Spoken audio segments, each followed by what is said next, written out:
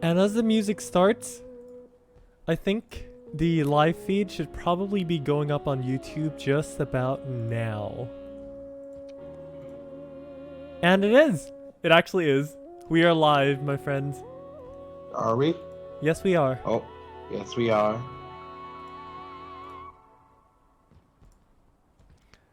Oh man. We have not done this in like the freaking longest time, my dude. Yeah, it's been like probably even a bit longer than 4 months. Really? I mean, you're the one who wants to go on a long ass vacation, so it's not my fault.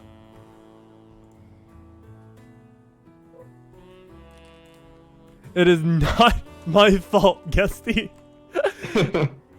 We got Stall in the chat, we got Rin, we got Halmon. Oh.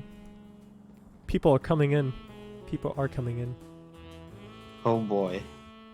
What do you mean, oh boy? You're not supposed to be excited for this stuff. Or are you? No, I'm just joking.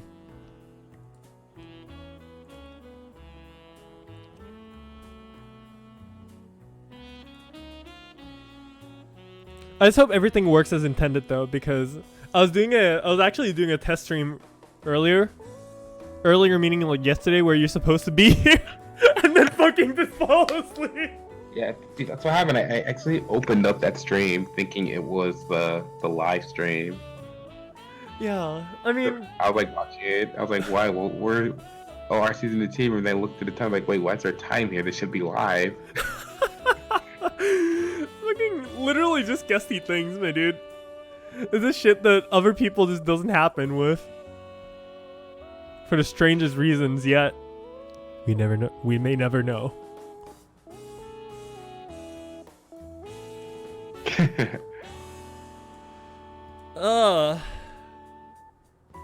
Although speaking of stuff, I mean, it's like, to be fair, I would give you the benefit of the doubt literally and just say like, oh, you know, Gesti's been on jet lag and all that shit. But like, I don't know if that's really a legitimate excuse though. Because whether it's jet lag or not, you're always like this. So My life. basically, Do what I want. you do what you want. Exactly. It's like how you're on basically a shitty laptop with a shitty microphone today.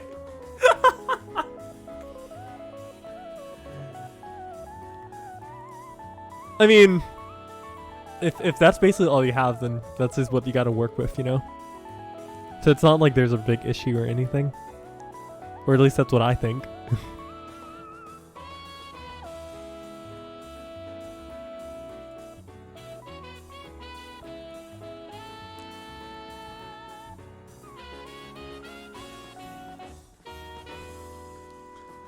So, Gesti, before we really begin, do you have anything you want to say? Or like any remarks about like your entire... Okay, here's like this. Summarize your entire summer experience in like one sentence. Literally just one really sentence. Bad heat waves. Bad There heat... you Wait, go. what? Japan has really bad heat waves. How? I got there like in June, and I think it was hitting. Wait, do you do Fahrenheit or Celsius? Whatever you do, I'll convert it to the other, so... Okay. Well, it was like around 104 Fahrenheit during the time I was there, so like around 40 Celsius. Mm-hmm. That's around 40 Celsius, you're correct. It's fucking ridiculous. Really? I heard like the hardest heat wave Japan's had in like years. Really? Yeah. Just according to what I read. And that was always that hot, but then I looked, I was like, oh, it's not, but it's still ridiculously hot. I mean... Oh, and trains also ridiculously crowded in the mornings. I've learned that the hard way. That sounds like regular Southeast Asia to me. It was new to me. It was really bizarre. Well, not even just Southeast Asia. Anywhere in Asia, really, dude. Our trains, we literally crashed like I don't know how many people in the cabin. a cabin, like whatever I don't know the pronunciation, but like you just cramp that many people in there, and you know, Gesti, when all the trains are basically filled, right? What happens is people literally stand right there, and they kind of just like flop left and right, with the train's movement momentum. It's really funny to see sometimes. Yeah, it looks like a wave. I know. No. Think of like the rock concerts, right? Those like metal concerts and stuff like that, where you literally see people do jump waves and shit. It's like, oh, okay. But it's exactly that, but inside a freaking train's cabin. Like, okay, no, I don't want to suffer like that. Now the question is, did you experience the ultimate Asian train squeezing? Since you did say that you got into a lot of crowded trains in the morning. I mean, it's basically it's just the rush hours, you know, between like 7 to 9 a.m. and the other one's like 5 to like 8 p.m. Those are basically the rush hours of anywhere, really.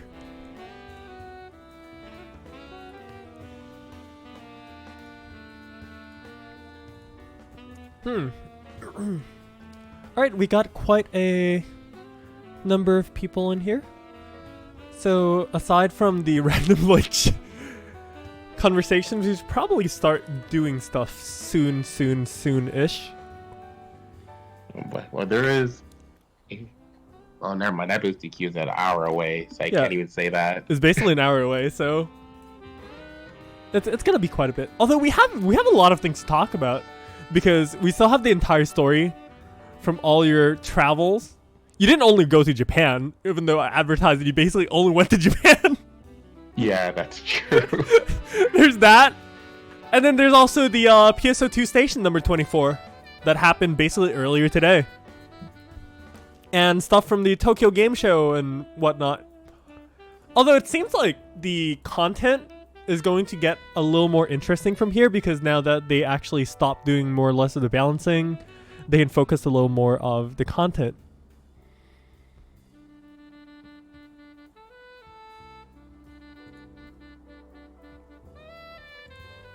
Hopefully.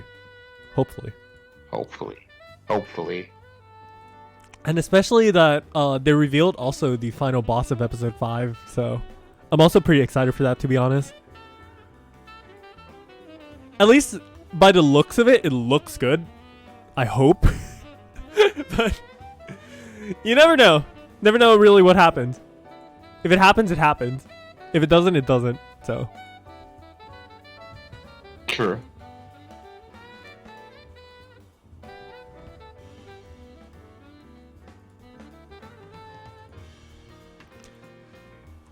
Anyways, though, people over on the stream, how's the audio and everything? Because like yesterday we were doing some small checks on like the entire systems of the sound system, the actual like connection, the stream and whatnot. I think everything should probably look pretty good today. And then if the audio sounds good, then we could probably be good to go to actually start this. Which we don't even know what we're gonna do in the agenda, so I say we start this, but I don't even know what we're doing. Except talk about stuff.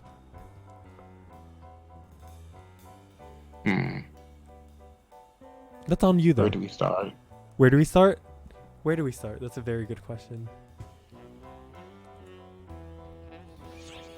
Let's see. Gesti, where are you? I am on the right side of the room. If you're gonna come over here, come and look sexy to camera. Where's the right side of the room? You know, up on the bar side. Oh. Yeah. That side. Oh yeah. Also, guys, in case you haven't seen, we got a new chat box. You see in the right side of the stream, we got a new chat box, guys. Looks awesome, to be honest. It's blue and pink, and then like it's super easy to read too. And I swear, it's gonna be fine. It's gonna be fine. It looks good. It looks fine. And it doesn't really distract anything. You're not here. What the hell do you mean I'm not here? Gesti, I see you up there. Okay, you see me. Now, where are you? Just walk down the ladder and walk straight. You know how to move? Gesti, stop. Stairs. Gesti, stop. Oh. Look right.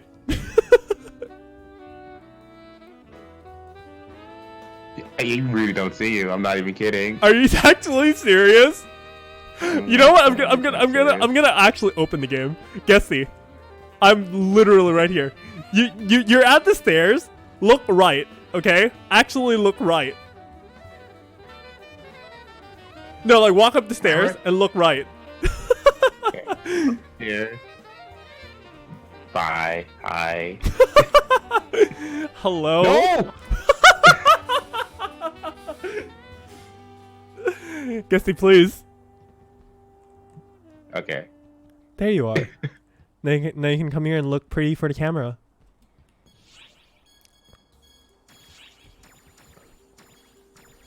Now let's see. What is Gesti wearing today? Gesti is wearing a weird costume. I think it was, I don't know, it's doing like 3 months worth of shopping. Mm-hmm. I actually don't recognize the baseware. Which one is that? It is, I think it's one of the recent, oh my god, what the fuck? Armor? See the thing is, I have not actually looked at the most recent fashion catalog at all, and the weaponoid one, so I actually don't know what's up in those two. Hold on, I can't even find the, oh here we go, baseware. It is the Sweet Simoom. Mm-hmm. So basically one of the newer ones then. Yeah, it's one of the newer ones. It's like on the very bottom of my list, so it's probably came with a weaponoid scratch. Yeah. Hey look, it's a Castlorama. Probably bombing. Stream bombing. Hi. Also, I guess that you might actually really like this pose too. This one's the Margareta pose from like I think 3 or 4 scratches ago. It's actually really nice. It's like a PR pose kind of thing. You might like it. Wait, which pose? Margareta pose. Oh. It's one of the newer ones.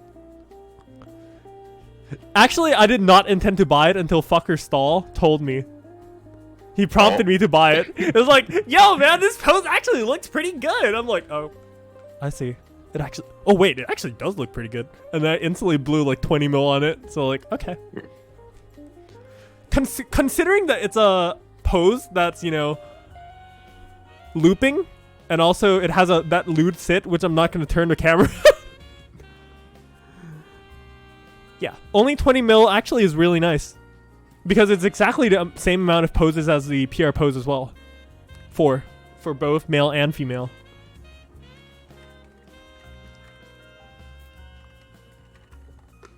Not bad. Actually, those look pretty good. LA Margarita pose. There. Here's the female one. You have the half dab. I was gonna say that looks like. You have the hey. The thinking emote. The I don't know what to call this one. And then the last one for the female is just like, hi, the receptionist. The receptionist, literally the freaking receptionist. And then for the male one, Margarita pose, there we go. We have this one, the hey, I have a whiteboard presentation to show you. I'm like in front of my class doing a presentation pose. Number 2 is the hip pose. Be like, yo, I'm cool, bro. It looks almost just like the other one. It almost looks like a PR pose. Guess they do the PR pose one. No, actually. You don't have the PR pose. I don't have PR pose. The what? What? Alkia pose? What the hell is that? No. Aika? As in like the anime Aika? No. Here we go. Zero pose? Yes! Zero pose. Okay. Is it? It's one of these. It reminds me of. See? Oh, look at that. There it is. Pretty nice. Pretty nice. It also looks like the PR pose one too. The PR pose is the opposite side. Oh, actually, I noticed that. Holy shit, Gesti! We can make a thumbnail out of this now. Like the left and right freaking hip grab. This is like thumbnail material right here. That's pretty good. Yeah. Hey. Oh, we got Shiel Nishida in the chat says, "Oh hey, how's everyone?" I think we're pretty good. Yep. I think Castorama down there is also pretty good.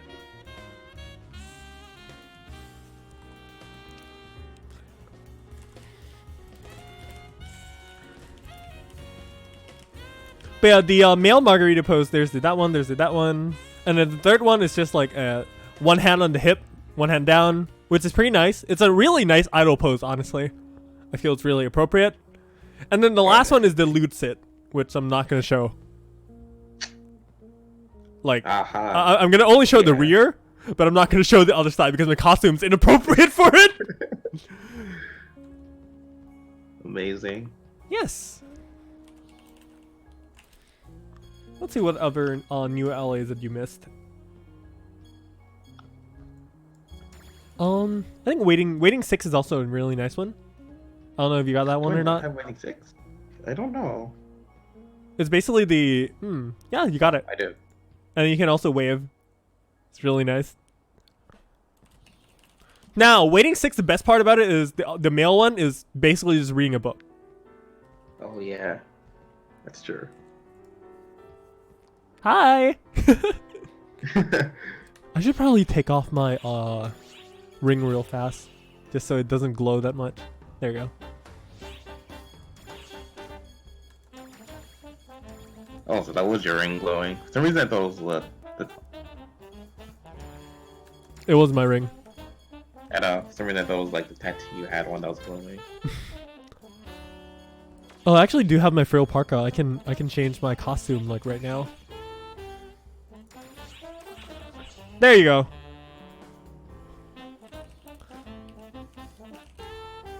Now I can do the lewd sit and show everyone the lewd sit. There you go. Here's the appropriate version of the lewd sit. It's still lewd though, but better than nothing. It's better with pants on, obviously.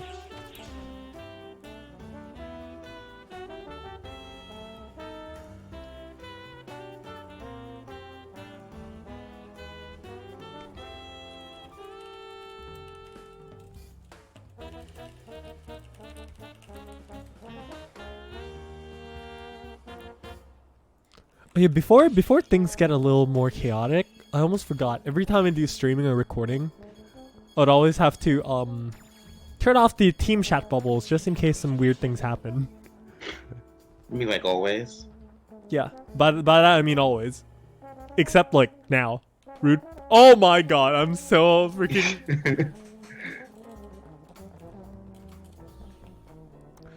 Just in time. Just in time. Literally just in time. Anyways, though, speaking of lewd stuff, Shield actually says in chat that it's not as lewd as Weaponoid 1 LA, which is the PSO ES's Bluesy Requiem pose. You know that one where you basically sit with one leg open?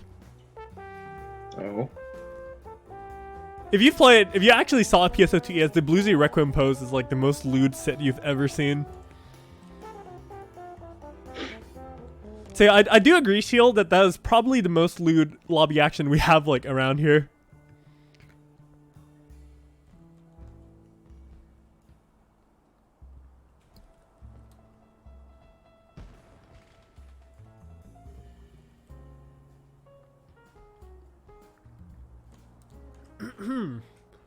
Alright.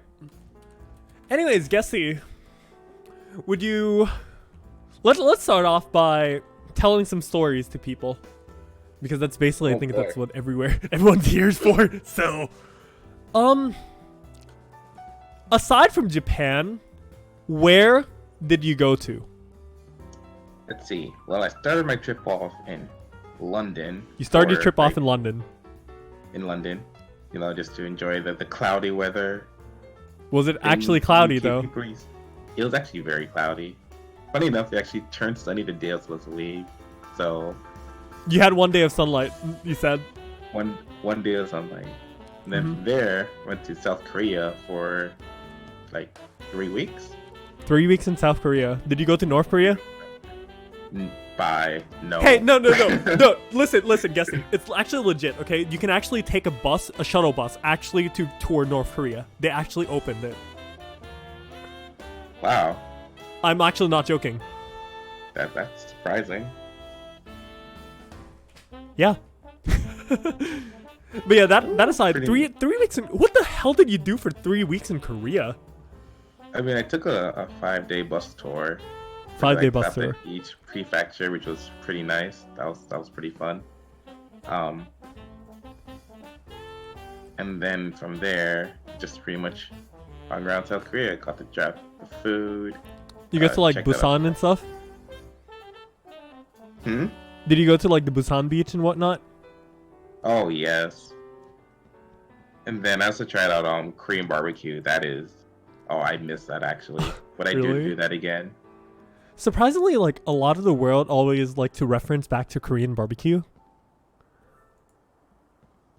Apparently, like it's super good or something like that. But, like, It's ridiculously good. fam, Like, listen. To me, okay, as an Asian person, like barbecue, like all the Korean barbecue and everything is like the most normal shit. Man, I wish it was normal for me. What do you even have for food normally in Bermuda, anyways? I mean, like, mostly just, we don't normally do barbecues. I mean, there's the obvious fish because we're in an island, mashed potatoes, like chicken, Mm-hmm. steak, and stuff like that. Like, it's normal stuff, just never really barbecued. It's usually like cooked on the stove or fried. Mm-hmm. It's like just normal, really normal Yeah. food. Really normal food. Coming to Asia, you must have like some really exotic food experiences. Like a lot of shit you've probably never even really like seen usually in those areas. Then Yeah. Remember I tried went to a fish market because I was curious, and oh my god, I like saw this octopus just staring at me. It looked really sad the entire time. Oh, you mean like those markets where they actually like get fresh food, like where they Yeah, like literally fresh just like food bring out where the it's fish and still like cut it for alive. you? Yeah. Yeah. Oh man. Last time I went to visit my relatives in Okinawa, right? In Okinawa, the fish markets actually, they basically like, oh hey, I want this fish. They just like grab the tail of the fish that's still moving. They just like slice it in half. I'm like, oh my god. Like, I'm sorry for the viewers. This might be like graphic imagination, but like that is literally how they do it. It's that fresh, okay? It's actually that fresh. Basically, like, and you just get half a cut of a fish. And it's like, what? The first few times I see that shit, I got really shocked too. My mom cannot handle that stuff. She does not like seeing any of that. I can see why. Oh boy. I think Yeah. you have to check out some street markets though. Those were nice. Yeah. And the fashion was very American actually. Really? Like there's so many stores I saw that were like corporate stores that I've seen in America, like that I expected in America. Like I saw Gap and Oh, those like brands. Gucci. Hmm? Those like all those like branded stuff. Yeah. Yeah, there was like a bunch of branded markets. At least when it came to clothing, it was like most of the food that was more to the culture. Mm-hmm. Surprisingly, like Gap is actually pretty big in Japan too. If you go to like Shinjuku or like Harajuku and stuff like that, you'd see so many Gap stores. I can name it if like walking down like Shibuya and stuff, right? I can probably name at least like 4 down the street. Jeez. And then also in the I think in the crossing there's also the I think it was called 99 Men's or something like that. It was also a really good store. Oh wow. Oh, I never heard of that one actually. I'm not sure if the number is 99 or something like that, but that's a really just a really good store in general. Where it's kind of like a super center where the mall is like really tall. It's just a lot of floors in general. But yeah, I find going to the Shibuya crossing and stuff like that is like, yeah. Also, Halmon, yes. Oh my god, that fresh. I don't want none of. Listen, okay. Listen. It's basically sushi. The more fresh it is, the better it is. Okay. The selling point of sushi is literally its freshness. Yeah. No. Yeah. That's true. Yeah. Although a lot of people actually can't really deal with that much freshness as well because it just feels a little too weird. You're basically eating raw fish and stuff like that. Like my dad especially really does not eat anything raw at all. he kind of like feels like all the raw stuff is like really yucky and stuff like that, and also he's really weak to wasabi, unlike me. Oh, I actually didn't try wasabi at all when I was. Oh, that feels. I never tried it. You mean like the wasabi at the source? Yeah. I Oh never tried no! at the source. Asako says I would still eat it. I would agree. I would still eat it too because I love them. It's great. Like, trust me, it's actually great. It's food either ways. Yes, Hayes. That is a very good point. Either way, it's still food. As long as it's not bad, which it is not. I guarantee you it's not bad. No, I can definitely imagine it tasting really good. Now, the thing is, Gesti, we're going to do a quick comparison. Since you went to both Japan and Korea, let's end the debate once and for all. Japan or Korea? Who has better food? Okay. That's a tough one, actually. I think for meat, I'd say Korea. Then I think everything else would definitely be Japan. Fucking everything else, really? Fucking Gesti, please. It's like, oh, I like Korean meat because I like Korean barbecue, but everything else in Japan is better. True, though. Korean barbecue is too good. I mean, well, yeah. Although, here's the thing. Koreans do a lot of really like those dry charcoal barbecue, but compared to like say Japan and most other Asian countries, we mostly eat food from hot pot. Yeah, I noticed that. Like, did you get a chance to go to like the hot pot restaurants at all? Yes, I did get to try a couple hot pot restaurants. Those are really good. I love them. Those are really good.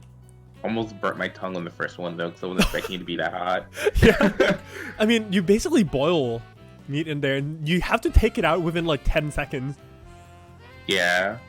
Or else the meat's gonna be like all like soggy and stuff like that, and it's just not that good. Now the thing is, like in Shibuya, right? There's actually one store. I think it's in Shibuya, right? Let me look it up real fast. No, it's in Shinjuku, actually. It's in Shinjuku. The restaurant specifically is an all-you-can-eat restaurant with like the best meats, like in the country of Japan. You can basically say it's a place where you cannot walk in, and you have to make reservations at least months in advance. Oh, jeez. Yes, because they have to like say, you know, some of those like steak restaurants, right, where they say like, oh, 100-day meats and stuff like that, where they basically like marinate the meat for like hundreds of days and stuff like basically 3 months. Whoa. So that's why you have to prepare it. So expensive, though. Yeah, I know. I actually got an opportunity to go eat at Rocket Set. No, the best part is that restaurant is actually an all you can eat. So like once you go there, no matter how expensive it is, just freaking eat everything you can, my dude. It's like they have this specific farm that they do for themselves. Like they actually raise the oxes and the cows with like liquor and stuff like that. Huh. So it's a really interesting way of actually making really good marinated and tender meat.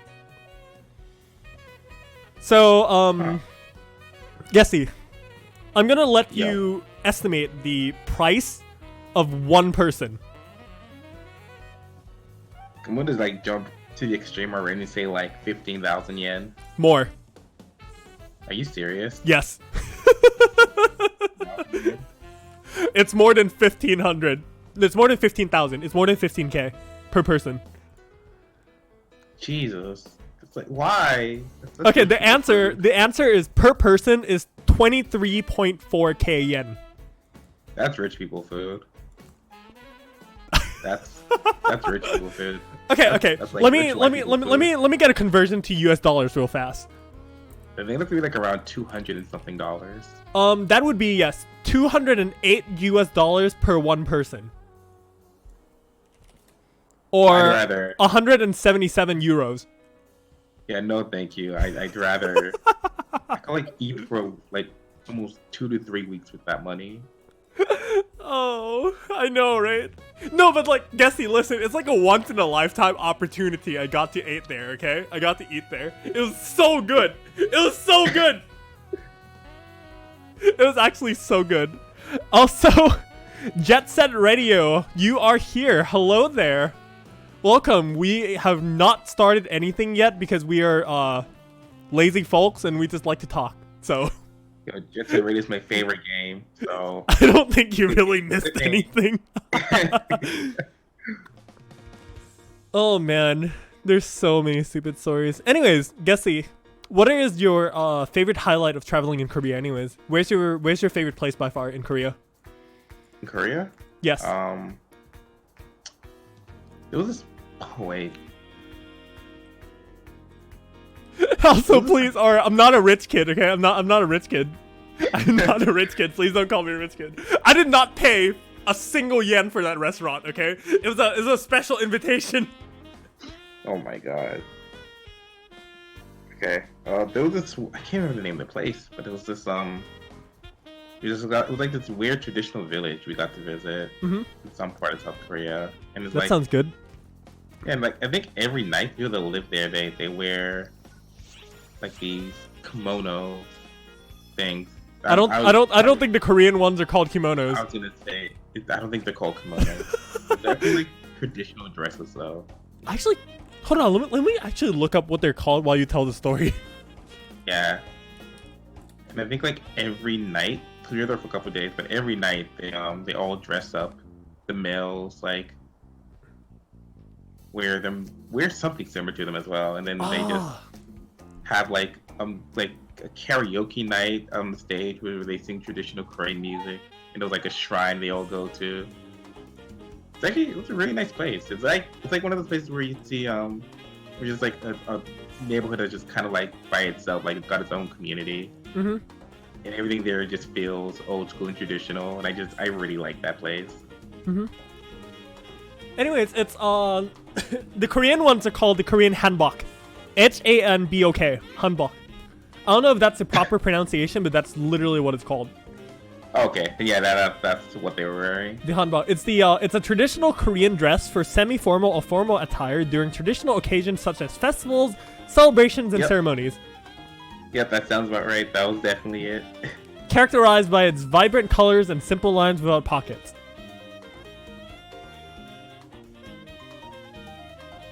Yeah, sounds about right. that was actually my highlight for South Korea. And then after Korea, what next? After Korea, I went to Japan. Went to 4 different cities. 4 different cities. Kyoto, Nagoya, Tokyo, and now for some reason I can't remember the 4th one. Really? Wait, what? Gesti, please. It's a really simple name. Let's see. Oh, Nagoya. No, I already said Nagoya, didn't I? You already said Nagoya. Nagoya, Tokyo, Kyoto. Oh my god, what was the last one? Tokyo, Kyoto, Nagoya, and what? Come on. You just start naming cities and I'll probably be able to like point out which one it is. Really? God, I'm not gonna list the entire prefectures of freaking Japan. Name some like famous ones. Did you went to like Osaka or something? Famous ones. I don't know. Did you go? Was it north or south? Was it north or south? Osaka. There we go. I remember now. It was Osaka. I literally just said Osaka. Osaka, Nagoya. How? Gesti. How is that a complicated name? How is Osaka a freaking complicated name? I would think. I just forgot what it was. I would think like Yokohama or like stuff like that would be a lot harder. Like Nagasaki, Kanazawa, or like. But freaking Osaka, really? Osaka's like the I think it's like the second highest populated city in Japan actually. Oh. Like I'm pretty sure because no, actually Yokohama's more. Yokohama has more than that. And Yokohama I passed by Yokohama through a train. I never actually like got off there. Yeah, basically Tokyo is obviously like the biggest. with like the highest population, and then there's like the bigger countries also cities also are like Yokohama, Osaka, Kyoto, Nagoya, Kobe, Sapporo, Fukuoka, stuff like that. Oh. Hiroshima, surprisingly, Hiroshima is still like a lot of people are still there too. Yeah. V Bahamut says hello, hey ho, and Selfie also came in.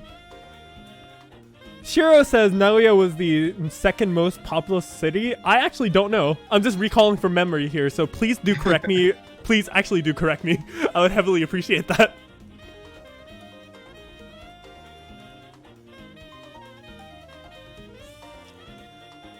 Now, Gesti, where was your favorite though, out of all the 4? I'm gonna be like that guy that's gonna say Tokyo. Oh. Actually, I like them each for different reasons. Definitely. Yeah. And I had different highlights in each one. I think my favorite highlight, though, well, not my favorite, one of the interesting highlights was in Tokyo when I went to the SEGA arcade. Oh, the SEGA arcade. I saw the fake Go booklet thing. I showed a picture of it. I wanted to get it so bad, and I kept trying the fucking hook. Oh, did you actually? You tried the FGO arcade? Yeah. I did try the FGO arcade. That was also pretty fun. But I kept trying for the book, and I kept like in the fucking claw. I swear to God, they fucking cheat because that claw keeps slipping up. Oh, those freaking arcade claws! Oh yeah, no! The closest I got, it slipped and got stuck between the bars. And I think the Sega up there felt bad for me because he actually opened the case and gave it to me. What? Wait, they do that? I guess so. It literally slipped through, but then got stuck on the fucking bar. So it didn't fall through. I guess he counted it. Or did you get the foreigner free pass sheet? Yeah, I probably got the foreigner free pass sheet. I mean, the other Sega rep though. No, the other Sega rep was a fucking dick though, because I remember I tried to get the black one too, and I was trying for that one, and I got it close to the edge. But around a yen, so I quickly ran to the machine to get some extra yen. And I think he was watching me, because the moment I got back, it was put right back where it was from the start. I was in for like 30 seconds, or I put back, I was like, are you for real? Is this guy for real? I mean, if they're not, they wouldn't be there, right? True. I mean, being a foreigner has its merits and demerits in Asia, you know? The first thing is a lot of people are probably going to look at you. Yeah, well, a couple people were minding their own. Decent amount of people are like minding their own thing. I remember there was one fucking group though that tried to make me join some Buddhist cult, which was really bizarre. Yeah. I think that was actually the most bizarre thing. It was I was going to see. What was I going to see? Yeah, how am I forgetting all these names now? What's the name of the electric city? Kyoto? No. It's another city in Japan. I mean, not city, man. It's a part in Tokyo, and it's known as the Electric City. Electric City. You know what? I'm just gonna Google this up. Yeah. Electric City, Tokyo. It's a really simple name too. I know it is. Oh, you fucking Akihabara, dude. Yeah, Akihabara. This freaking call it Weeb Town. Akihabara is literally like where all the weebs unite. Hello? Weeb Town, Dan. I was going to Weeb Town, and there were these two people sitting on the train. Like there's this old lady and this other guy. They I guess they saw me and they realized I was a foreigner. They're like, "Oh, you're a foreigner." They were like praising me and everything. Like, "Oh, you're so smart," and etc. And then they're like, "Do you want to come to a shrine with us?" And then they're like being really pushy about it. Actually, wait, like, were they speaking in English? They were like trying to. Well, one knew English. I think the lady definitely did not know English. The guy knew a decent amount of English. Mm-hmm. And he just tried to like push me to go to this shrine to like pray till midnight. To the point where he like was gonna pay me 4,000 yen. That's when I got really like sketched out. I thought they were gonna kill me or something. Like, no, it's okay. I won't go. Did you literally say people are gonna pay you to go to places? Yeah, that's why I was really sketched out. Because when you're like getting paid to go to like some shrine, like, with like people you don't know at that. You know, I have a lot of weird like shrine stories also when I actually went to Japan sometime. It was like one of the Matsuri festivals, right? Basically, it was a time where it was like hella cold, and then some kid literally like splashed water on me, and I was like, oh my god, please don't do this to me. I don't want to be walking out here in like, I don't know, like 4 degrees in the cold. Wet. Oh my god. No. It was painful. Feels bad. Yeah. Cause like at the Japanese shrines, you know, you have these like holy water thingies where you literally get like a bucket of water and like wash your hands and stuff like that. Oh yes, I have seen that. Yeah, basically some like freaking kid literally just like splashed into my face. I'm like, what? It doesn't work that way, man. Selfia says, go to the maid cafes and drink some tea after Enchanted with some moe moe kyun kyun. Actually, I did go to a, what was it called? It was like some anime cafe. Anime cafe. I forgot the name of it now. It wasn't literally called Anime Cafe, but it. No, still had a did you go to pretty the anime did you go to name. the cafe that they did for the movie, the Kimi no Na wa movie? I don't think so. Because I think that's No, a pretty famous one in Akihabara too. Huh. The Sega arcade that you went to was the one in Aki, right? Yeah. In the Akihabara Crossing, yeah. I went there too, dude. Freaking so many people smoke there for some freaking strange reason. Oh, I noticed that too. There's so many smokers there. Yeah, and then on the basement of the freaking arcade is the freaking Initial D. Did you go down there? I did. Oh my god. Oh, like they actually like repeat the Deja Vu song over and over again. I'm like, oh. It's like the meme incarnate, dude. But like the most surprising part to me is actually the freaking Deja Vu. No, not the Deja Vu, but like the Initial D arcade game. The graphics is actually pretty bad. Yeah. You're right. When I think about that now, it didn't look like you see all the other arcades games there, and then you see the Initial D ones like, oh, it's supposed to be like ancient. I think the graphics are actually pretty bad compared to a lot of the other ones. At least that's what I think. Yeah. No, it did. It looked pretty out there. Mm-hmm. It's quite something. Oh man. So yeah, there's probably some really cool stories from Tokyo itself. What about the other places? How do you find the other cities? Let's see. Osaka was interesting. I wasn't at a hotel. I was like in this apartment place, so there wasn't much there. But I think there was a festival in Osaka around that time. Mm-hmm. It was a traditional festival, so there was like a bunch of parades, like shrine parades and fireworks and stuff like that. It's actually a pretty quiet area, which was a nice change. I like that. I think I checked out the Pokemon Center there. I was really curious about it. Oh, the Pokemon Center. How's it? It was definitely a Pokemon Center. Like, oh my, the amount of fucking merchandising there is ridiculous. And then they're like playing Pokemon trails on the big screen. There's like a giant Pikachu in the air. There was this But weird Gesti, game. did you play Hello? Pokemon Go on the way there? Like along the entire way? It's like I- if you go I there, if never- you don't play Pokemon Go, I'm gonna be so mad at you. You're gonna be so mad that I don't play Pokemon Go. You know, I saw this weird Pokemon game I never seen before in my life. It was You mean like the what? Well, explain it first. There's a lot of weird Pokemon It's games. like they're using like these card chip things to summon their Pokemon to do battle. Card ship things to summon their Pokemon Yeah, it to was do like that. an arcade game, but it wasn't really an arcade game. Was there it was, like, was it some actually special- like a fighter game? No, it wasn't a fighter game. It wasn't Pop Pokken. It's like you use these card things, and then it looked like a traditional Pokemon game.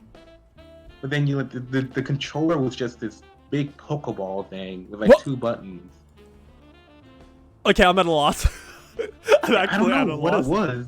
It was really bizarre. Let me see if I can find a picture of it. I'm actually at a complete loss here. I was at a loss when I saw it because I never seen anything like it before. I would imagine that I would have. I don't think I've ever seen anything like that either, to be honest. Oh And man. of course, because Pokemon Let's Go is coming, there was so much Pokemon Let's Go stuff going on. Yeah. I think they're also on the new Pokemon game coming out as well. They're also doing like integrations with Pokemon Go too, I think. Yeah. I haven't really been following like the Nintendo stuff though, but from what I've seen from like what is it, Gamescom and like a lot of stuff, a lot of people are actually really hyped for Nintendo stuff again. Have you watched the Gamescom stuff at all? I saw a few Gamecom stuff. I I haven't. didn't get to follow too much of it because I was still like going Traveling, during then. yeah. Yeah.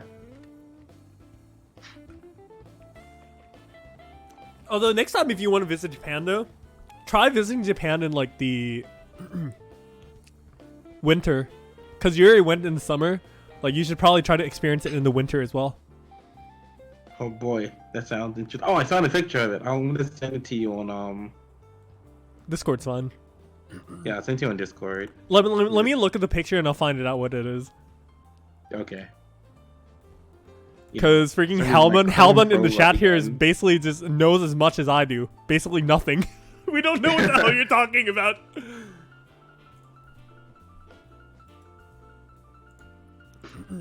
Give me a second. Wait, I while fucking you have opened your the second, video. I'm gonna tell you here, Gesti, why I say I have like actual really weird stories with Japan.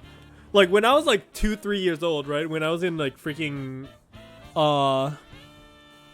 when I was in somewhere, where was I in the 2 years old? I know my mom took me somewhere. It was on north, I think it was let's see.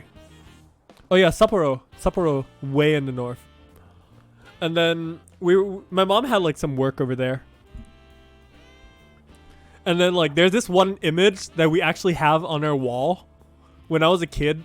It was when my mom dropped me in snow for the first time in my life. Like the picture was really innocent, but according to what my mom told me, is like 5 seconds or so after she took the picture, I basically rolled down the hill in snow. Huh. Wow. GG. Like she just dropped me and I basically just fell over.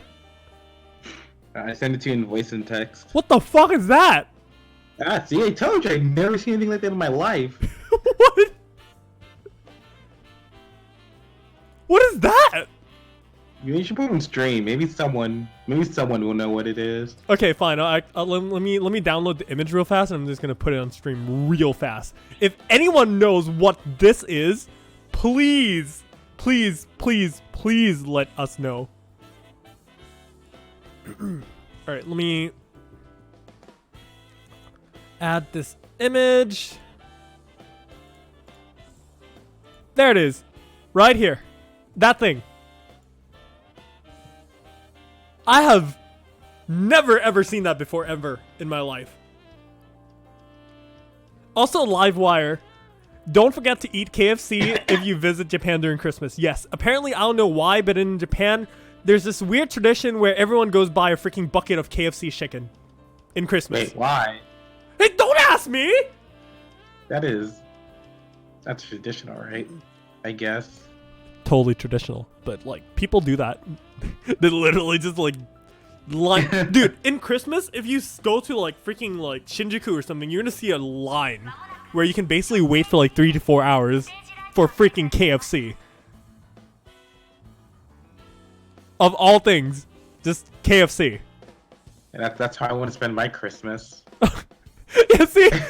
Gesti, look at that. Like, chat is literally saying, what the fuck is that? Nobody knows what the hell this is. I don't know. You don't. Nobody knows. It's really fucking weird. It looks like it actually looks like the graphics actually look more next gen than the Pokemon game coming to Switch. But whenever I see someone play, they're literally just, like shaking the fucking Pokeball like their life depends on it. I'm really confused every time they do that. That sounds very I would flash the Yamiro, but like that sounds very questionable.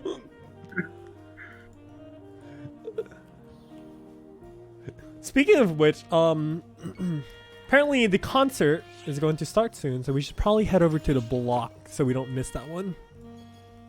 Oh boy, I don't even know what concert we're getting this time. I actually don't know what concert either.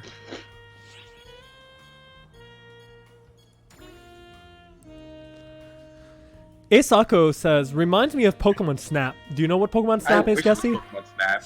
Yeah, Pokemon Snap was like an N64 game where you it was kind of like a rail shooter. That instead of shooting, you took pictures of Pokemon.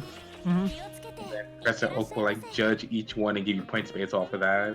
And it was pretty cool. I liked it. Pretty unique. And then they never made another one, so I guess it did really bad. Mm-hmm. Oh, speaking of which, Rin asks, where's the death counter? Don't worry, the death counter is there. I just hit it with the Discord message. If you want to really see the death counter, I'm going to bring it up right there. And it says 096. So we're 4 deaths away from 100. Oh boy. At least on stream, that is. True. You know, I don't even want to go to my visit phone and show everyone like the number of times I got incapacitated when I was like. I was actually wanting to check that myself. Guess I probably have more than you. Trust me. I'm not gonna look at it on stream, but I'm gonna look at it later. Okay, actually, you know what? I'm gonna open it. I'm gonna open it. I'm gonna open it, but I'm gonna hide this. Nobody gets to see this. This is a personal secret to me. It's embarrassing. I'm gonna Yamiro this for a second. Play records. Holy moly! That is a lot of freaking deaths I have. How much do you have? How much do you have? I am almost hitting 6,800. Haha, just 6,000. You freaking Bye. weakling. I have more than 6,000. I want to run a quest really fast because I have 665 C ranked quests. And I actually want to make that 666. Go for it. Freaking go for it, my dude. So that means that in your life, you can never C rank a quest ever again. Yeah, I literally cannot C rank it. Actually, never mind. I'm going to wait till I accidentally C rank a quest. And then after that, I just can never C rank another quest ever again. Oh, it's the traditional Cuna live. It's a Miyabi version Cuna. Wow. It's been a while since It's been a while since I've seen that one. Persona concerts, like ever again. They kind of tend to like leave concerts in the wind after a while. Yeah, I mean, look at where the Miku and Luca concert went. Look at God. Kobayashi? Kobayashi, yeah. You mean the only the first character in PSO2 history with finger movement? Yeah. Now she's forgotten forever. Freaking poor Sachiko Kobayashi, dude. She actually, surprisingly, Kobayashi performed live really good. CD and outfits. You can't even get her outfit. You can't even get her song. Really? Yeah, I don't think her song's like anywhere on the CD. I didn't know they like even like released her song as a physical copy or anything. Wow. I know they did live shows, and I've been to the Kobayashi live shows when I was in Tokyo as well. They actually performed it really nice.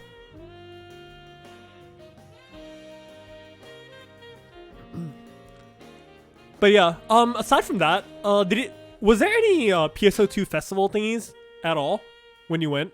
No, actually. I was looking for one, but there was not a single one.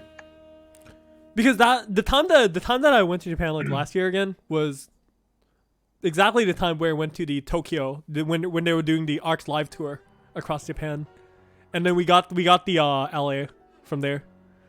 Huh. But never mind. She does have her CD on the Visual phone. Shit, that is 42 mil. Never 42 mind. I'm not getting that. Okay. Sounds fair. I like the song that much. It's just a more like a cover version of something, I think. The second song Mhm. is a different version of Timbone Sakura. Senbou Sakura, yes. It was that. Yeah, It's but the actually first one was talking the about original. Miku. It's actually a Miku song. It was actually a freaking Vocaloid song to begin with. Yeah, that was a vocalist song. Then she covered it for the encore. Mm-hmm.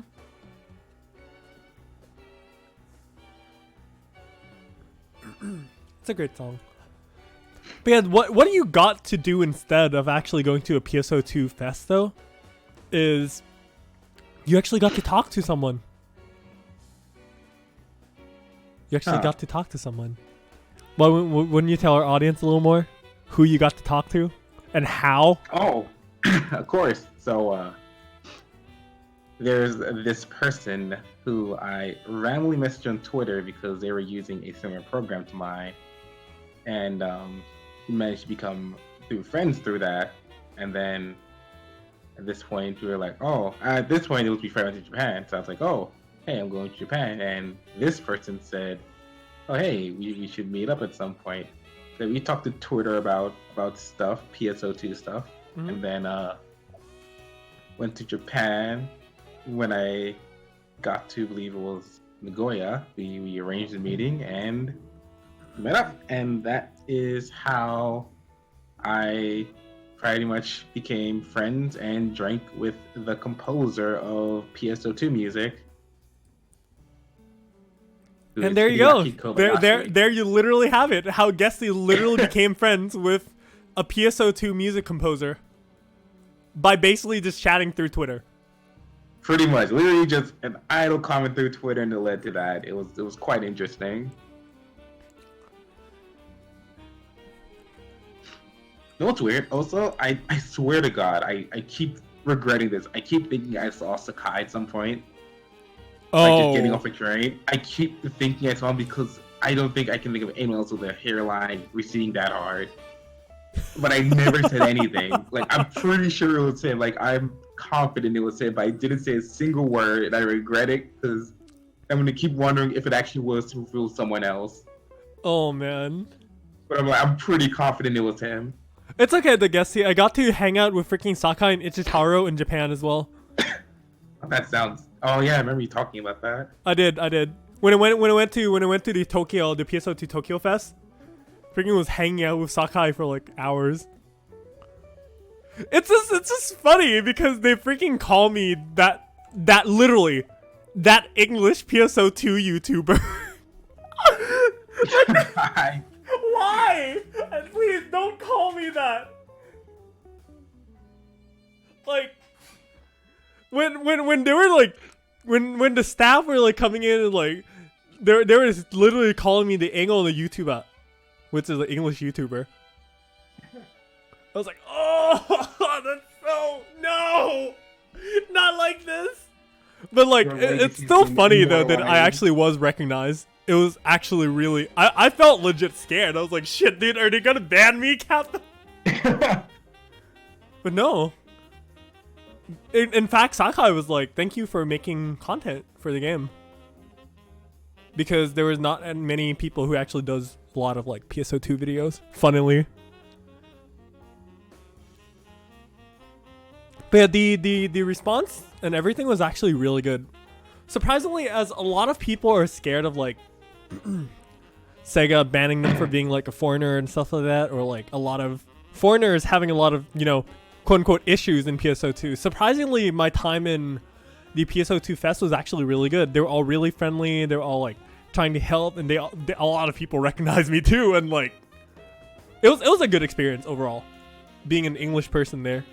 And actually, there was actually a lot of people who actually wrote English in the boards too.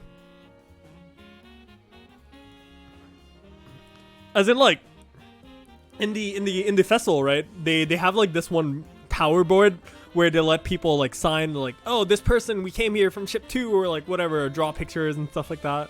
And they were just like, there was a lot of freaking English writing in there for some reason. I was genuinely surprised, but it was nice. Also, playing PSO2 PvP on basically LAN network is actually pretty good. Like, PSO2 PvP on no lag actually feels okay. Even though, you know, the one-shot deaths are still, like, really bullshit and some stuff like that.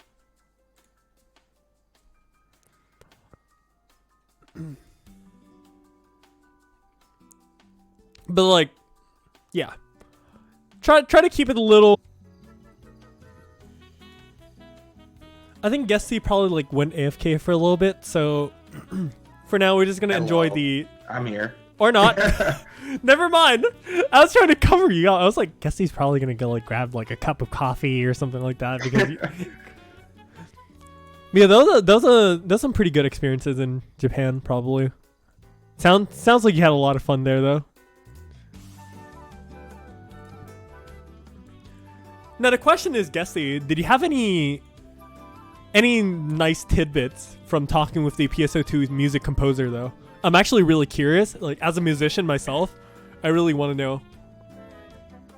I mean, there are a couple of things we talked about. I don't think we went too much into, like, for the hangout, it was pretty much just hanging out, so we didn't really go, like, into the gritty details or anything. I mean, there's more detailed stuff on Twitter, though, like, some good examples. I mean, like, for instance, most of the stuff he used to compose is actually, he's a big fan of EWQL, East West Quantum Leaps. I believe he uses the Colossus VST from that to mostly compose most of PSO2's music. What was the digital audio workspace that they use? Did they use, like, Reaper, or did they use, like, Nuendo, or what is it? It wasn't Reaper. It looked more like, at least I believe I remember he uses, Audition? Bye. No. Come on, Gesti. Give it an A, god damn it. Memory, Gesti. Memory. Memory.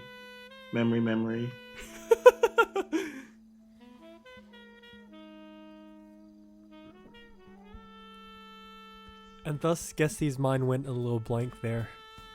It really is. I'm gonna try to remind you again to remember. While we answer some questions. Ableton, that was it. Ableton. Ableton. Oh, I use Ableton too. The problem I was mixing it up because I was going to say Alberto, and I was like, it's Alberto. not Alberto. Please don't use Alberto.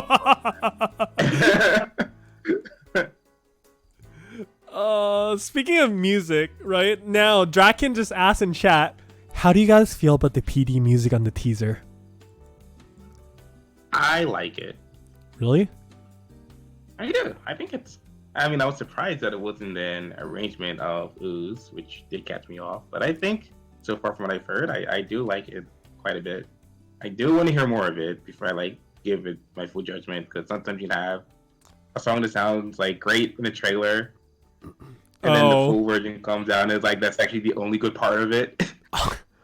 Definitely. Although I think, like, overall, I really do enjoy the PSO2's music overall. Especially on the later parts of episode 4, starting from Mother onwards to Deuce to episode 5 music was pretty good too. I enjoyed a lot of it.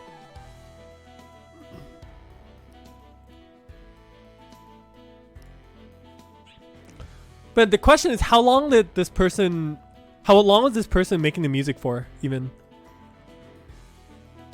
Was it since, like, episode what? I mean, like, when they started making music for Phantasy Star period or Phantasy Star 2? Well, wait. Were they actually there before PSO2? They were there before PSO2. Oh. Their very first game, they actually started with the original Phantasy Star Online soundtrack. Wasn't that, like, supposed to be 20 years? Yeah, that's like 2001, so it's almost been 20 years. Oh, They've shit. been around since then. So yeah, basically, Draken Gesti basically talked to the guy that made the music. So, and Gesti likes it. That's fine. I'm a little indifferent with it. I feel like it's not like oh I'm gonna listen to it over and over again, but like what I've heard so far, it's decent. Like, But what like, is it actually memorable though? not yet. Not yet. Definitely not. Not yet. I'm I think a out of bit indifferent about teasers, it. The most memorable music out of the teasers, at least I'd say, might be like Mother's teaser, and they play like the Retroid music. Hmm. I'd say that was definitely like one of the most memorable teaser parts, because Dace's was really forgettable, and then his main EQ music was actually really forgettable too. And believe it or not, one of the only ones that I do remember out of PSO2 is actually probably Borderless. Oh yeah, Borderless is catchy. I actually It- cannot it forget just that gets song. stuck in your head. I can't forget it. The other one that I personally really like also is the Mother music. Yeah, Mother's music is. I really like Mother's music. Death Place, right? Was it called Death Yeah. Place? I think it was Death Place. I think it was meant to be Death Palace, and they typed it maybe. Yeah. That's how I always want to pretend that's what happened, but it might just actually be called Death Place. Admonis on YouTube actually says hello, every nyan. And then Draken comments that I feel like they could have taken a shot at doing an arrangement with all the Falls as OST, or bring a whole new remix from the OG Phantasy Star RPGs like they did with Ooze. You know, I still think they might do that, cause I mean, like I said, we only heard like a little bit of it, so. And also remember, teaser music does not necessarily mean it's the music that they actually use. That's true, actually. For instance, Days' teaser music, like the very first teaser of Days, actually used cutscene music from the story instead of. I don't think Mother's music was Death Place either. For the No, trailer. Mother's music was the Retroid part Yeah. for the teaser. It never actually used her theme. And then another one was TD4. It used Profound Darkness music for some reason. Wait, as really? a teaser. Really? Yeah, I never understood that, but it used Profound Darkness' music remix for to tease TD4. Mm-hmm. That was also something that, yeah, definitely don't know what to expect. For all we know, it could be like a story track or like a battle in story mode. So yeah, Draken, you still have a chance of your dream happening of the remix. Okay, it's fine. It's fine. Don't panic yet. Like even Dragon uses the fucking Dragon's teaser uses the music when you're just like standing at the teleporter waiting for it to start. Yeah, like Rin said in chat, TD4 used Strange Fruits. Yep. Yeah.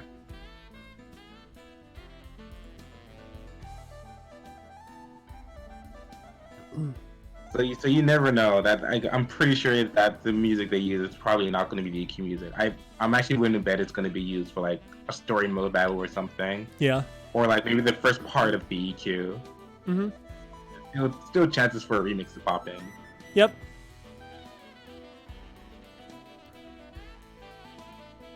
It means we're gonna have the inception of having an Omega remix. Omega If it remix. ends up being a PD remix, we're gonna have the inception of having an Omega remix Yeah. of a remix.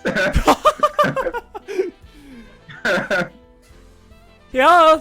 I mean, everything's up for grabs right now. To be honest, it's all up for grabs. Definitely. True. Everything's up in the air. We never know until it actually happens.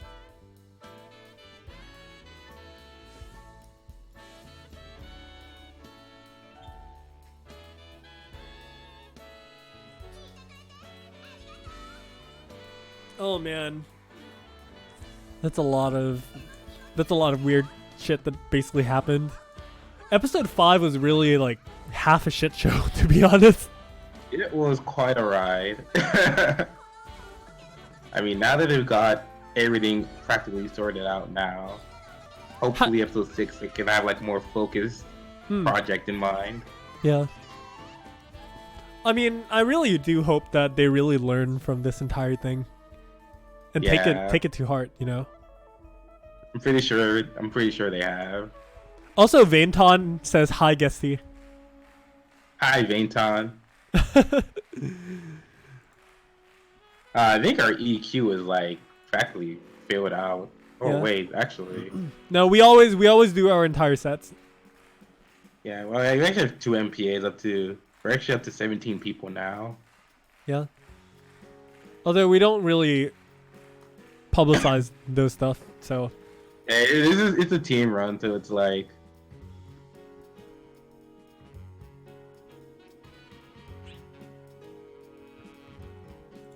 Mhm. Yeah. Oh yeah, speaking of boosts and stuff, this Luther, what exactly boosted is it? Is it actually like any damage boost or anything at all? I know it's 200% RDR boost. I don't remember what. Let me check. Yep. Check that, please.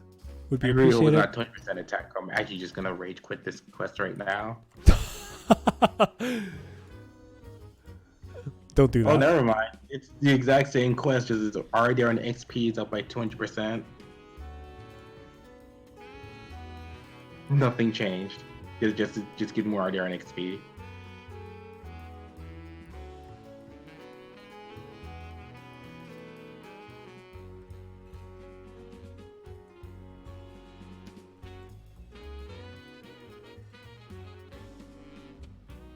Well, that's unfortunate. Mm-hmm.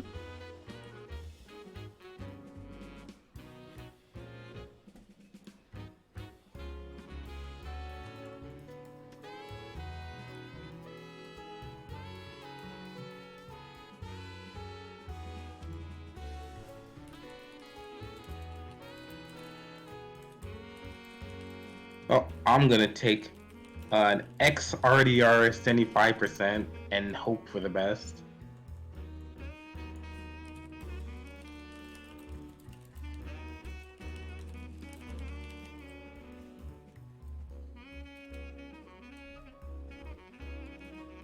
Wait, did you say X? Yeah, I got an XRDR 75%. Wasn't that from like the SG scratch? Yeah, that's from random SG scratching. I was gonna get room, but like I should keep these just in case. I don't think you can put 2 X's on at once, can you? No, I don't think so. Because I have an X Triboost as well. I'm not. Wait, actually, I think the EX RDR and EX Tri Boost can stack normally. I think so. You can try it out. If I do this, yeah, I'm gonna try this out right now. Where is it? Also, Yeah, X Triboost. add bonus. We are in ship 2, so there's another thing. Yes, the Omega chicken. Yes. Oh yeah, there's an Omega Chicken. I'm so happy we have an Omega Chicken now. But Gesti, it has a freaking snake as a tail. It's okay. I'm still an Omega Chicken to me. Oh, why? Why? Just why? I'm not Gesti, complaining. why? Where's my X Tribe? What? Wait, I picked up an X. Where's my X Triboost?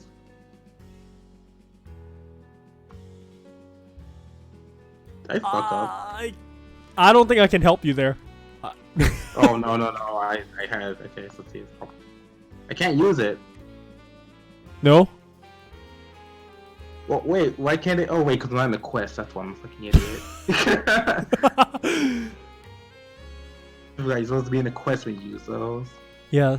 At least like in the camp ship you can use it, definitely. Oh, my shop pass ran out. That too.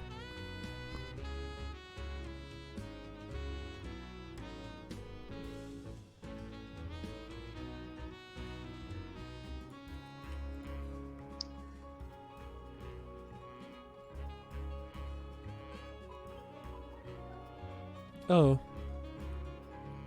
I got a phone notification. Hold on. I'll be back real fast.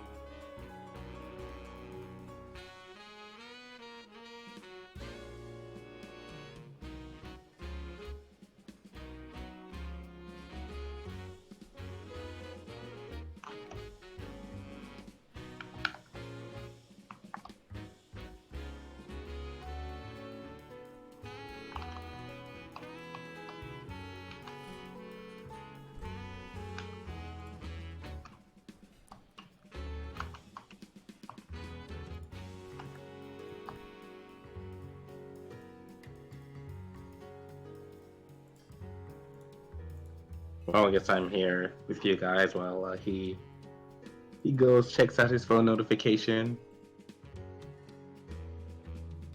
I'm pretty pumped for chicken because I mean I was definitely expecting like a cockatrice, but hey, if there are any more demons, I'm actually okay with that for sure.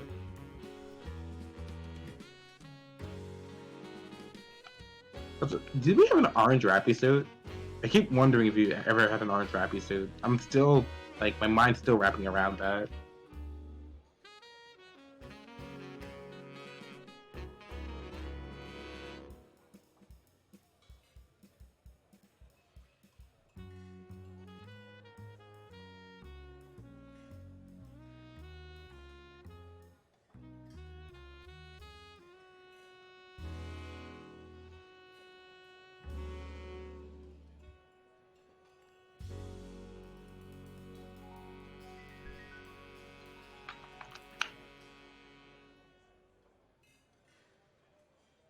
Yeah, I don't know because maybe I'm like seeing things, but in the Trick or Treat trailer, I swear to God, we had like a mini orange brown looking rappy suit. Yeah, like I know they have a mini suit, but do we ever like have an original orange rappy suit?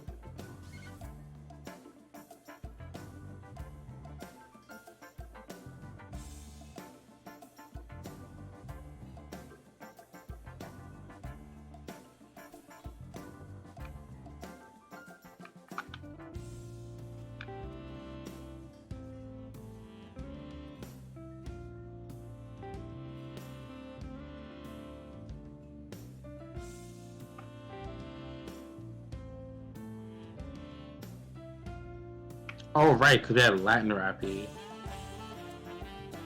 Huh. Like, that's the first time I've ever gotten an orange looking rappy suit before. I guess that means Christmas is gonna be white.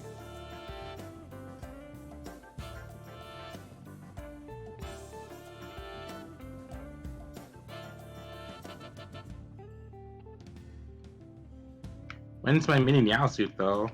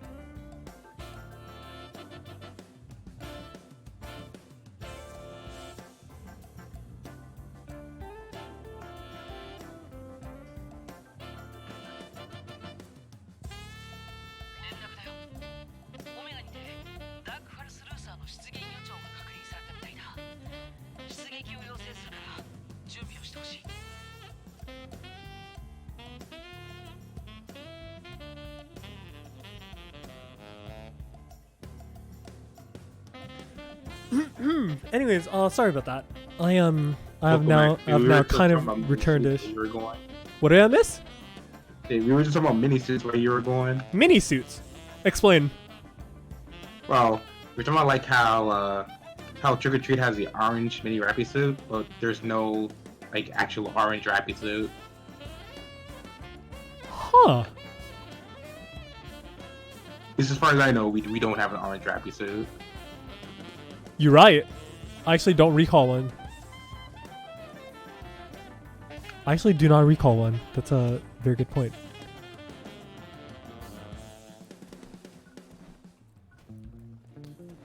Did you wanted an orange rappy suit or something like that? No, I never did. I just realized I never saw that color before.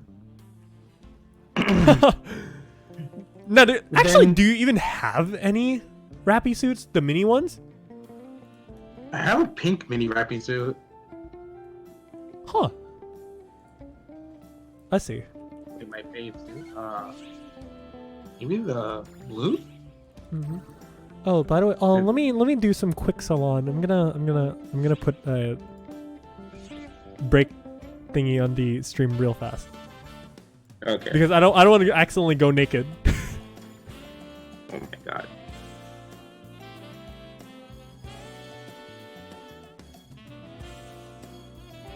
Just in case something weird happened. I don't want to hold myself liable to having pictures of my freaking characters in lingerie outside of public. Oh, Ripjock. Yeah. Oh, someone was me. Now seeing things.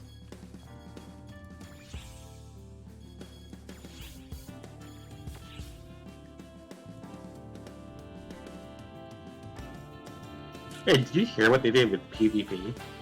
PvP? Yeah. So I didn't know this till I got back. But apparently all of the camos, like Code Edge and Alchemic Gene and stuff, they've all been put into PvP instead. Really? Yeah, so you can actually like get them if you like do one of those PvP scratches. You have a chance of getting Code Edge. That actually sounds And yeah, the Anga Mag is also in there, which is quite oh, the interesting. Anga Mag too? Don't you have one? Yeah. Like literally everything that was in the episode 1 to 4 LQ can be like earned in PvP now. Like as a random end reward? Yeah. Which is not gonna make me want to run PvP, to be honest. I see. But I mean, there's more chance of getting something good now if those are in there. Oh my god, it came back to the lobby and there's so many freaking people here.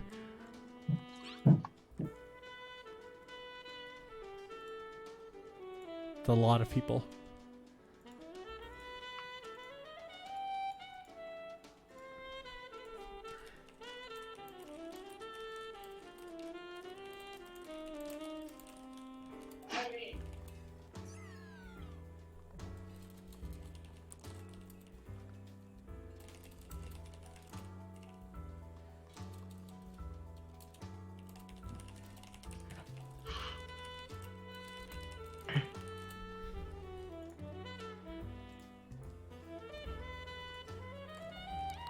Alright, let's see. What do we do for this EQ? How are we organizing the parties this time?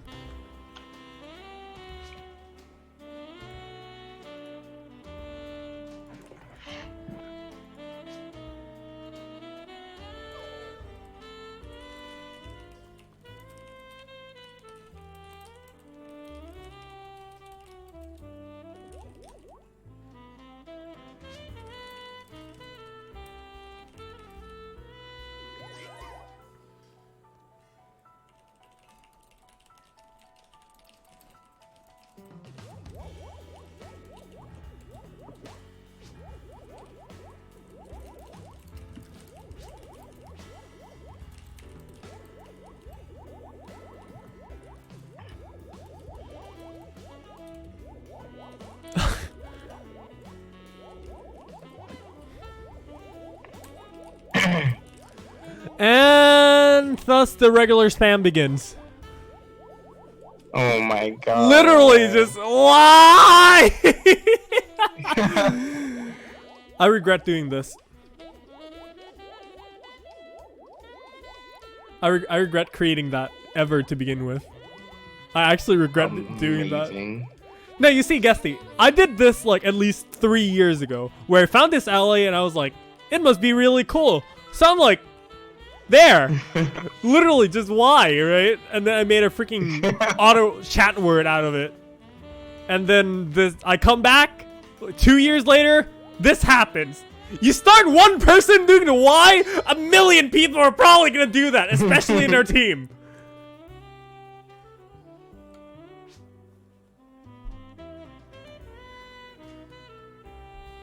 Oh my goodness.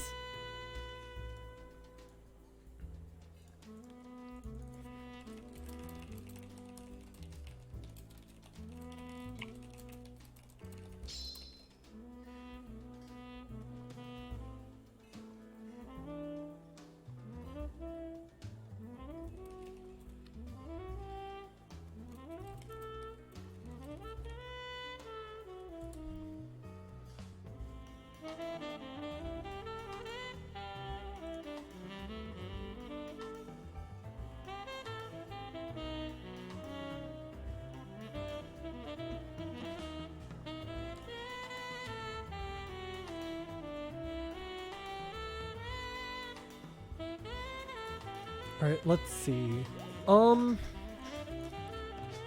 Parties, parties, parties, parties.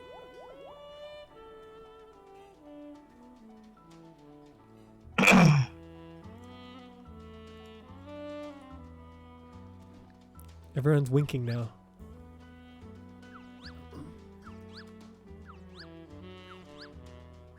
It seems like I'm supposed to invite you, Gesti. Where are you? Gesti is right here. I'm over here. I see somewhere. You now. There it is. There's a Gesti. I also have a Cody to invite. There's this one right there. And Miss Little Yellow right here.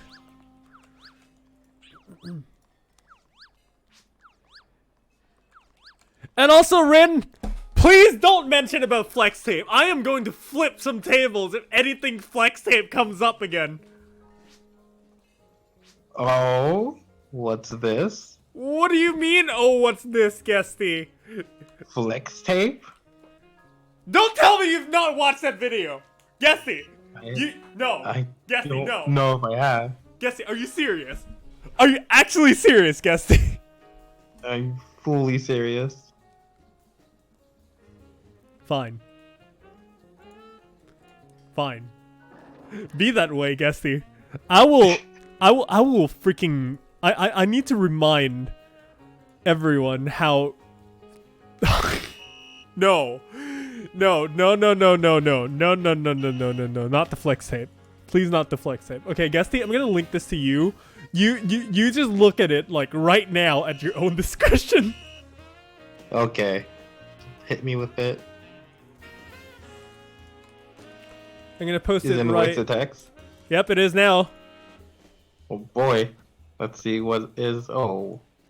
It is basically a meme video that I did a little while ago. While you were not here, I think. I'm gonna also post this on the YouTube chat, just in case anyone wants to go back to watch this stupid shit again. But... not the flex tapes, please!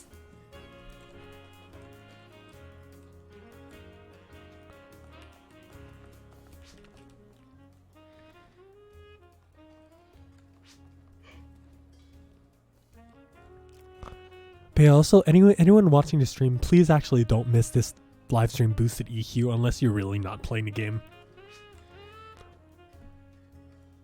I highly recommend actually doing the EQ. Thank you very much. We will be here right after the EQ, so you'll be fine. You will be fine. You will be fine.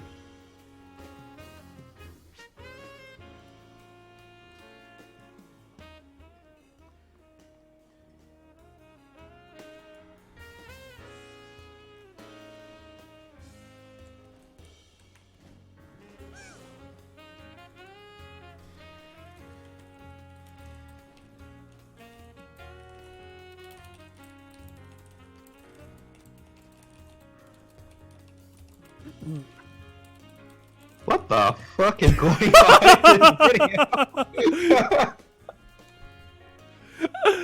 Oh, it's so painful.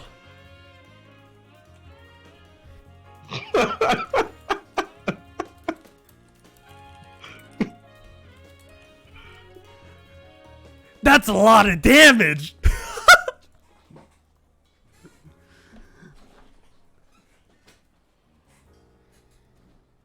That's a lot of damage.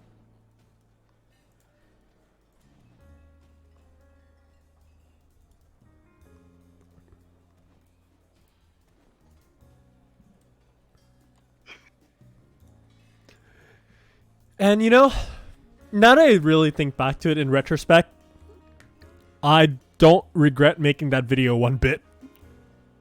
I don't blame you. That was quite amazing. It's wonderful, honestly.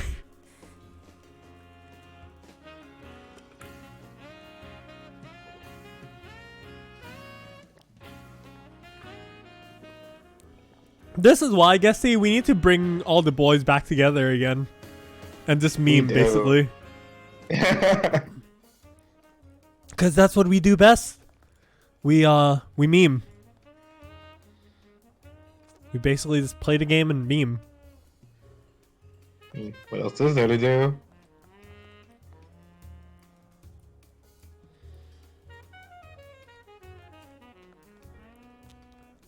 Although maybe before we wait for the next episode of freaking After Hours, we probably have to find a new meme first. Like a new meme train to literally jump on. Oh my god.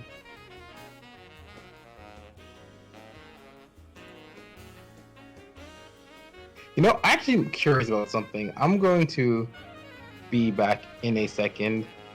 What are you curious about, my friend? Oh, it's something. It's gonna be a little surprise. Oh. If it's there. If it's not there, then it might not be a surprise after all. In the main lobby. It's something What that could I haven't possibly done be? yet. Oh. Oh, yeah, okay. We're gonna run a trigger after this. Gesti. Hi. Are we actually doing a freaking... Yes. Yes, Fine. we are. Fine. We are. Fine. There's only one boss that I haven't done this to yet.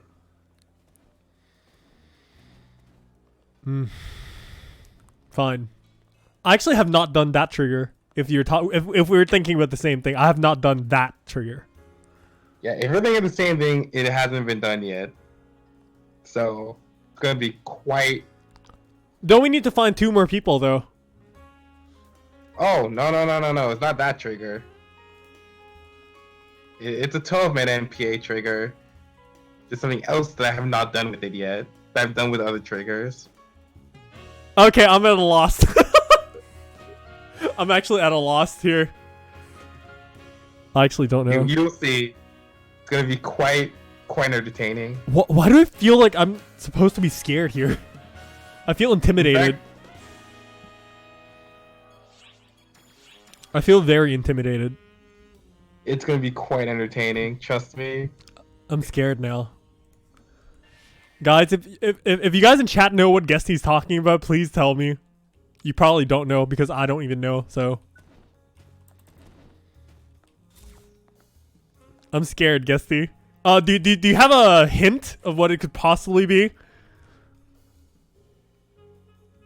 It's a trigger, that's my hint. Gesti. There are better hints than it's a trigger.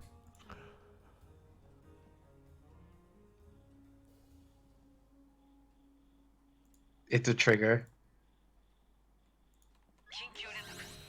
It's a boss. Yeah, of course it's a boss. It's a trigger.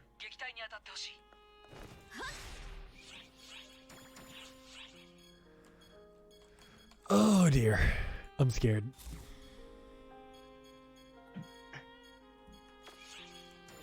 I'm actually scared.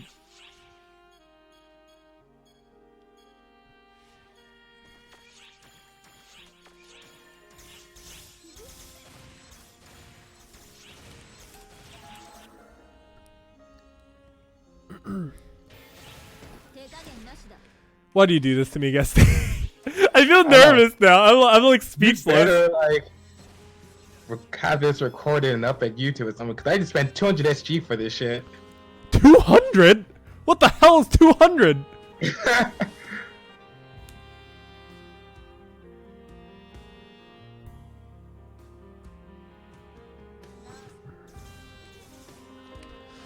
Gesti. Hello. If this is anything weird, it's a trigger. Fine. I will not. I will not think about it too much. Don't worry. This runs are gonna go really fast anyway, so you won't have too much time to worry about it. Okay. Give me another hint. What classes are bad about it? What classes are bad on it? There will be no such thing as a bad class for this trigger. Trust me. And you've actually never done it before. I ran this quest before, but the way I have this plan is I've never done it this. I've done this with other bosses before. Uh-huh. Did I fucking, oh my god, I missed my chain. Nice. I used the wrong PA completely.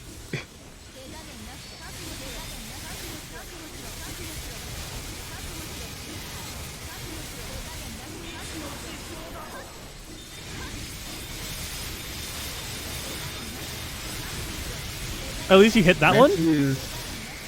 No, that wasn't mine. Oh, that was There's Spirit another gun in my Mentality. party. I'm Yeah. still on cooldown.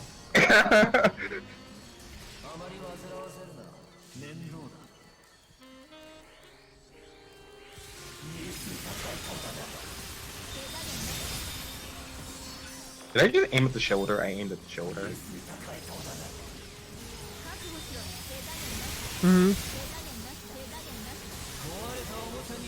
No, I hit his jewel. I hit his jewel. Are you for real?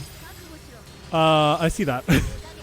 You might want I'm to. gonna lose another chain, aren't I? You might want to pop that sometime.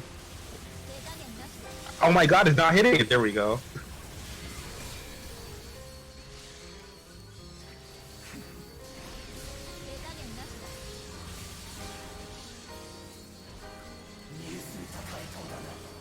Oh shit. That's a good poison. You don't have chain for this, do you? Nope. I do. It's gonna break first, though. No! I knew it!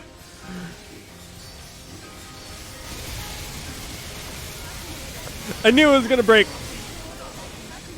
This is gonna be a run where I probably never got a single chain off in my life. That sounds pretty sad, actually. Let's go. You still have your chances. There's still a lot to the run, you know.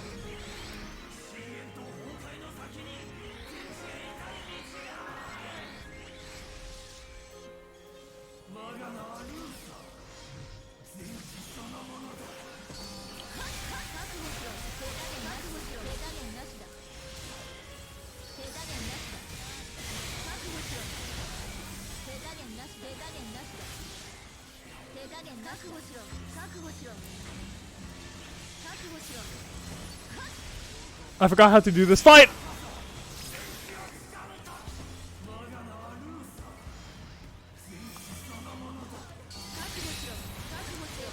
No! Did you actually chain? Gesti! Gesti! Gesti, calm down, Gesti! Calm down, son. Boku no moto e!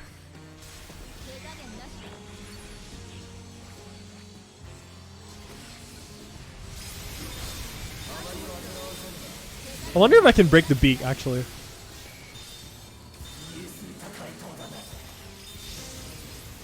I might try to go for it just for fun. Okay, there we go. I got.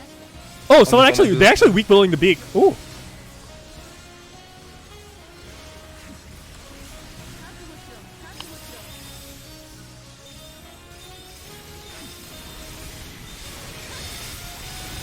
Here's my one chance. Ready, go. Oh my god, another poison? I did it. I got a chain off. And it just died, like right on the hero finish. And the rare drop broke and it got absolutely jack shit. Sounds about right, to be honest.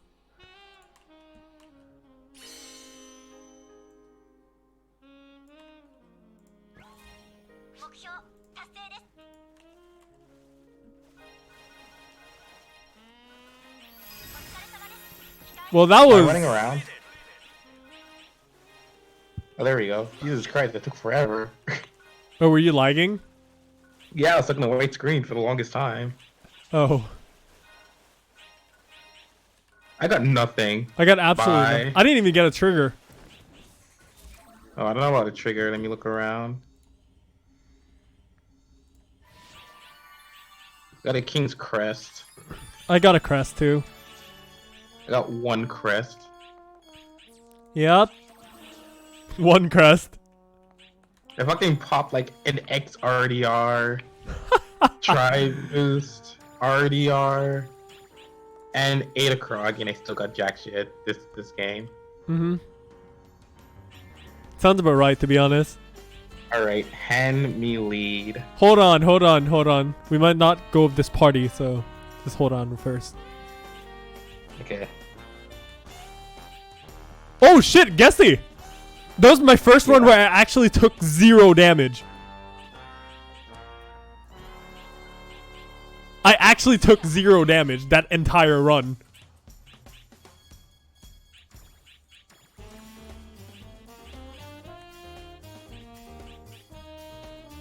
I'm actually half proud of myself.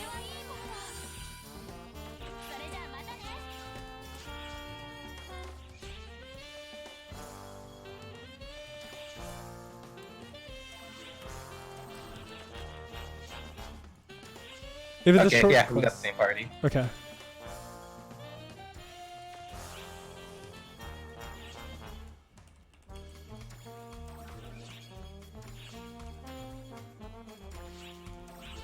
There you go.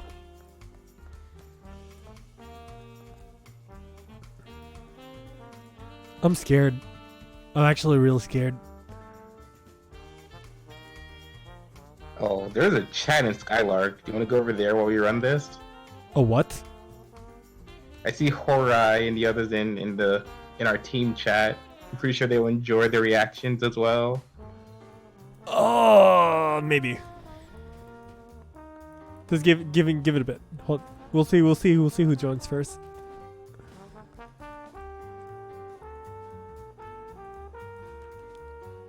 Although I think it'll be fine for the most part, though.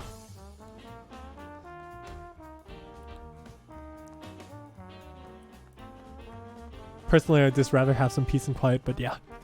Speaking of peace and quiet, this is not really peace and quiet, but...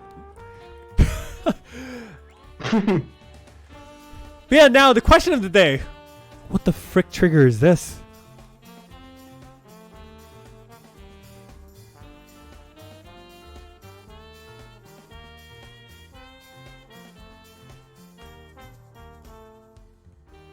I'm scared. I'm really scared. I'm really scared. Wait, quick question. Yeah, what's up?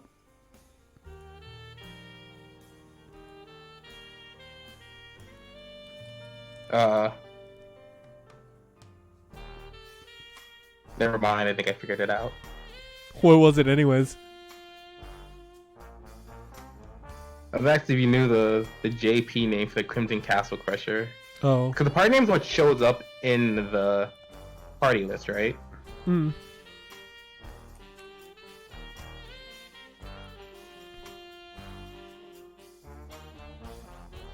Okay, I'm putting up the quest now. Or trying to. 1 second. Oh my god. Okay.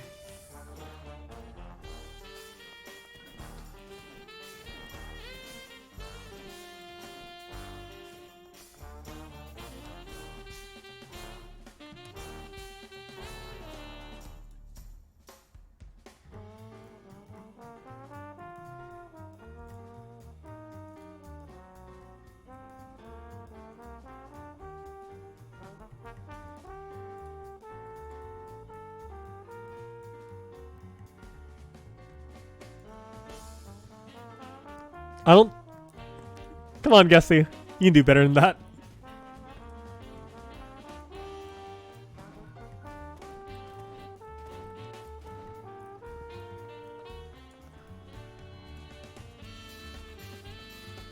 Take off the password. Don't need a password. Actually, no. People from the party randomly jump in and open the password. Uh-huh.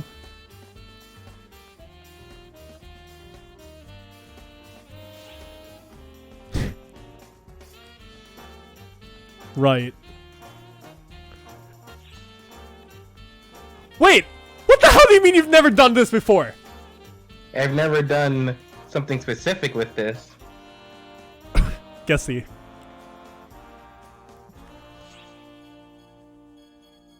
Oh dear.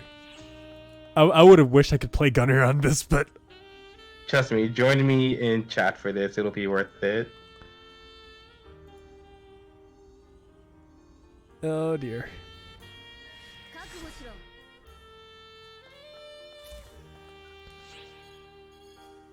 God damn it.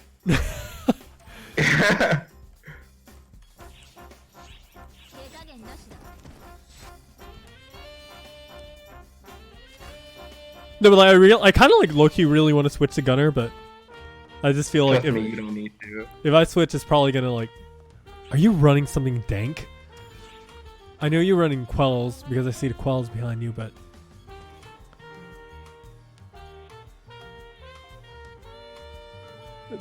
There's gotta be something weird going on here. I don't trust this for some reason.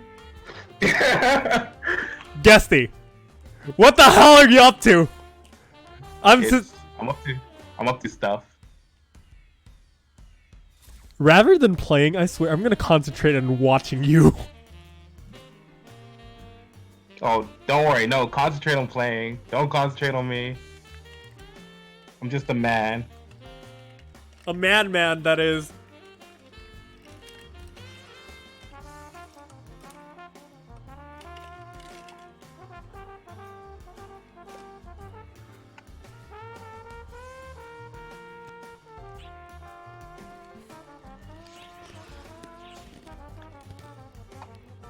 We're going. Mm-hmm.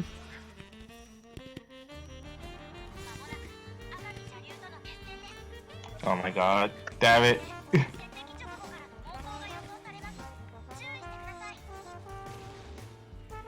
God damn it, stall.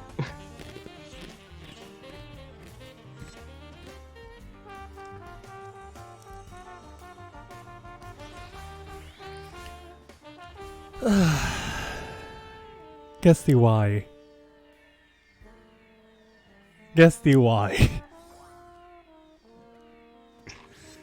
Gesti, why?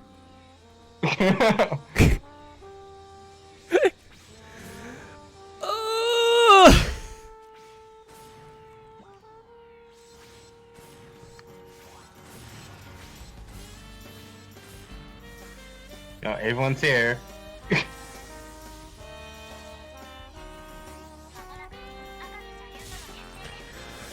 Well, this is gonna be entertaining. This is probably some of the hardest quests we've ever done. What could we possibly do?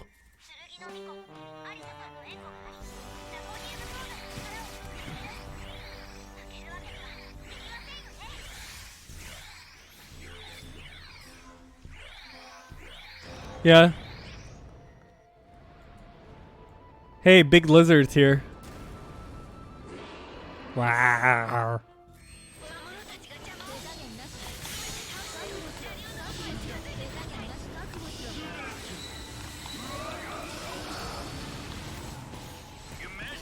This feels so wrong.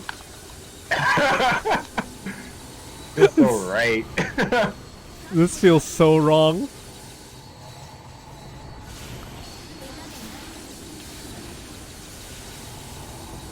In fact, this is like the only difficulty I've actually never run this quest on.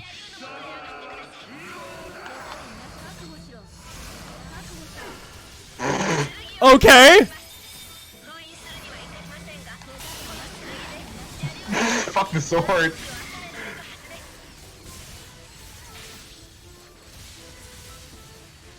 What? What? What? What's going on? Wait, no, actually, what the hell is going on? Okay. I'm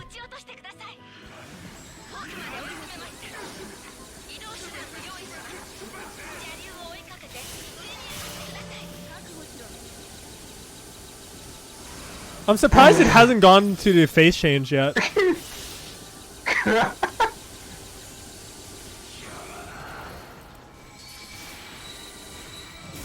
I'm still surprised that it has not gone to the face change yet.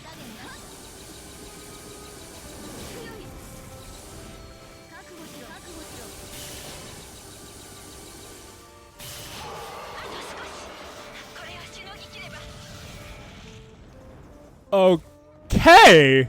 That was worth it.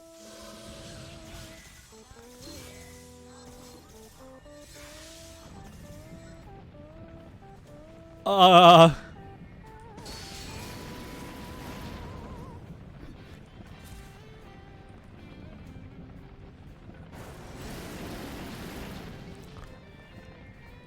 kind of want to try just tanking this.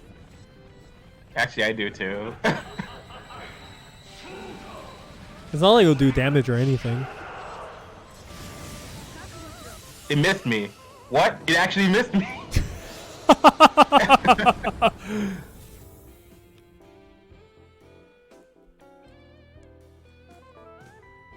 Well, that was something.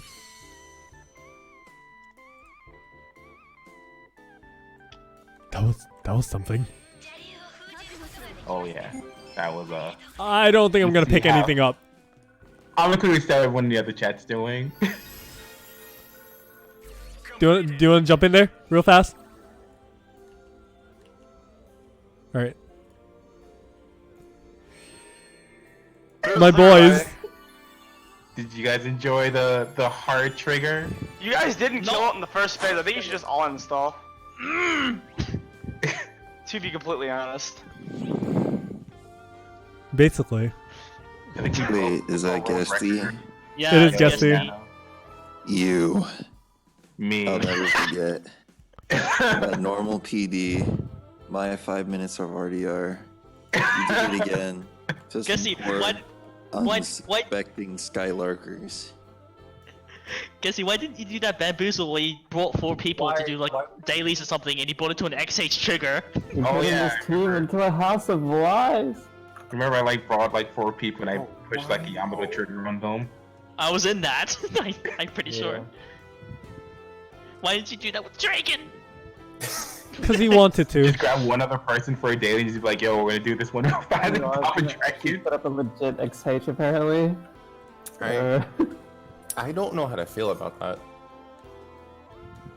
I really don't. Is that a slap and swap? I'm grabbing the XP buff and then I'm gonna do some ult. Alright, it's time to get out of bed. I'll be back. No, wow, man, I was actually getting up at a decent time. What the fuck? You know what Surprising. else is surprising? This voice chat. That's true. Holy shit. It's because we put flex tape on the voice chat. Shit. Stop it. I didn't hear Flex ever hit something else. Dude, I'm sorry, that lag was no fault. Oh man. We killed the lizard. The quest is complete. Why can't we carve Dragon? Well, apparently there's a Dragon trigger in Okay. B31. So, for the Monster Hunter collab, if they have an actual carving animation, I'm gonna be severely disappointed in Final Fantasy. What? Nyron's trigger is up on 37. They mentioned. Oh, really? Another trigger? Yeah, the one This is is a proper just... trigger. I just laughed, dude. Yeah, it's XH. Alright, I'll just No, join again. it's by Noah, not Gesti. Yeah. Don't worry, it won't be enough. Alright.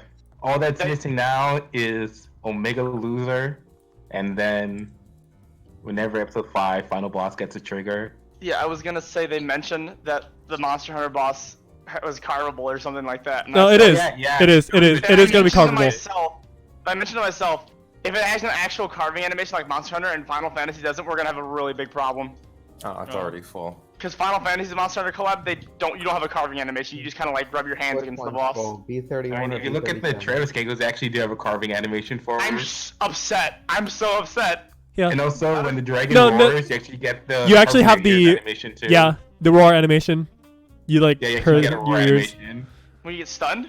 Yeah. Yeah, you actually cover your ear. I mean, I guess it works better in Phantasy Star, but over Final Fantasy, because the roar in Final Fantasy just does damage to you. Oh, that's. It does stun you, but you don't have like the same animation. No, the thing is, Greg, you have to carve to get the materials for the trade shop. No, it's the same with Final Fantasy. Yeah. You have to carve it Rathalos' scales, but there's no animation. There's no Monster Hunter animation for it. It's just the standard pickup animation in Final Fantasy. It's really stupid. I'm not gonna lie, I'd rather fight Rathalos and freaking PSO than freaking Aerithron Dragon. I feel like it'll be a lot more appropriate, to be honest.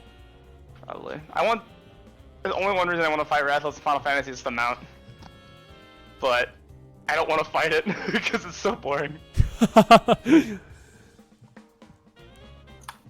Makes sense. Oh, let me farm drink. Maybe. Make sure they don't start it. I need to farm drink when someone's just stuck at throwing a trigger out. Mm-hmm.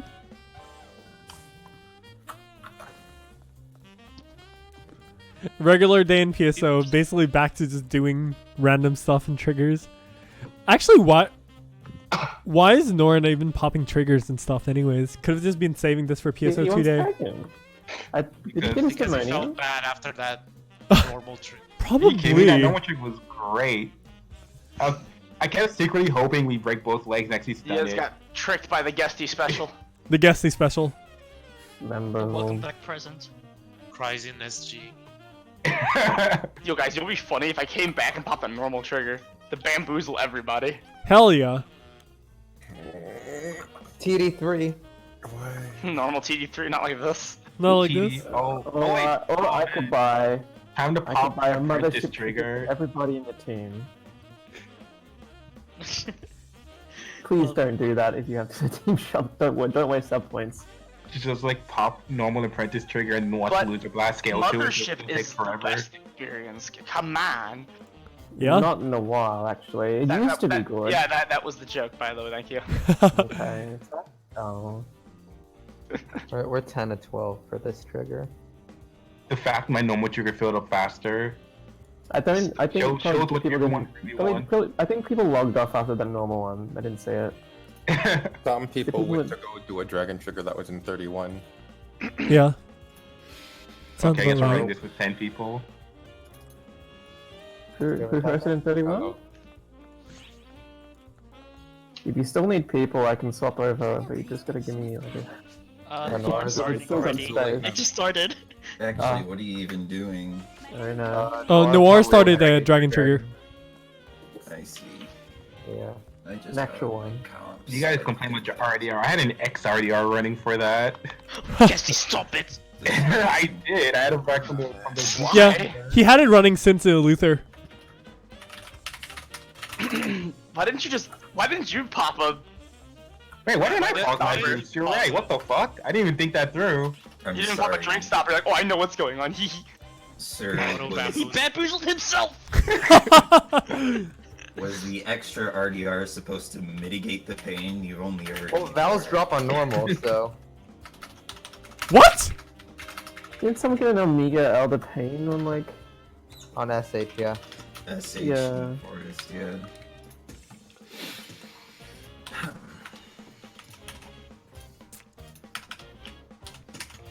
Yo, Sky, let's do a quick dragon impression for old time's sake. Wait, what EQ is this? Why not? That's I had to think about it for a second. Like, wait, which one is Oh, it again? Oh, yeah, that one. sword! I guess I am! Rip. Here comes support plate! Dragon. Oh, is that what this is, Dragon? No, it's Loser. No, this is a live stream boosted Luther. I don't have any ammo.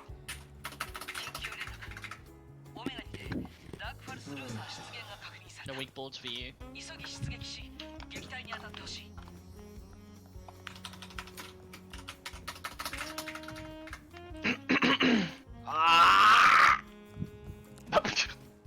Right there? No, dragon flew away. We don't have attacker, we're missing, and most people don't have shift up right now. We're actually missing like 30% of our damage. Oh, damage. Mm-hmm. We still broke stuff pretty fast. Ish. Yeah. Yeah. Well, you can thank the gunners for that. Spirits, did you lose your chain? No, I got it. Oh, okay. I was secretly hoping we break the wing before he does start doing that. Just remember, you guys are doing an underman, so. Oh, that's true. He's on a dodgy mic at the moment. I see.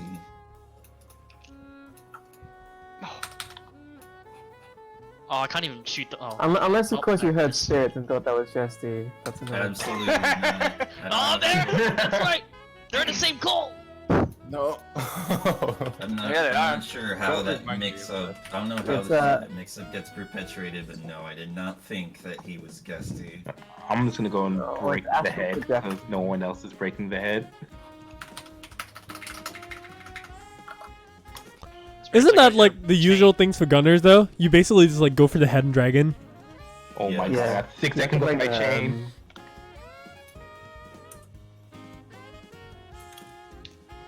Because the head won't break. And plus, as he moves around the arena, like, his head will be closer to the center, I suppose. You Yeah. always go for the head. You always go for the head regardless. It's never covered up. You get headshot bonus, and it pisses everybody else off because you have the aggro and he's turning around 24/7. It's fun. Love it. God damn. My favorite is when you do a 4-man and you make him fly away before you break both legs. Sounds about right, to be honest. Why do I have garbage in my storage? What is this? Get out here.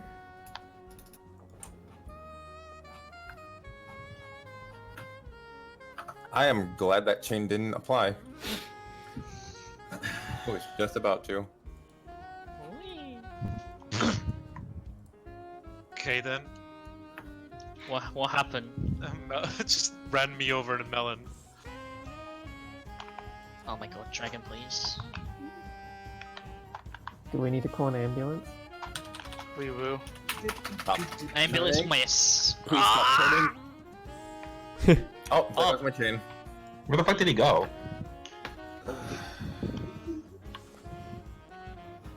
Oh, Tail in the fucking wall. Great game design, right?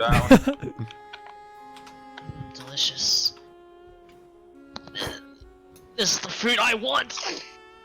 What is this? Hehe.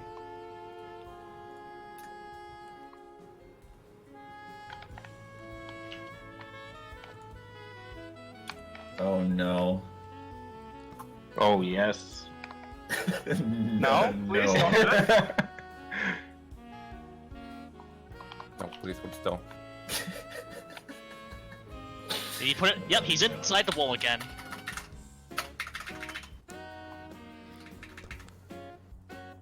Oh, Oh, thank that you, worked. whoever did that. You're the best. Please. Please.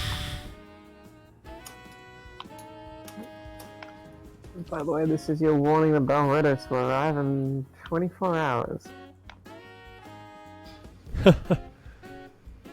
I thought I heard Reddit on my Moncast Reddit. No.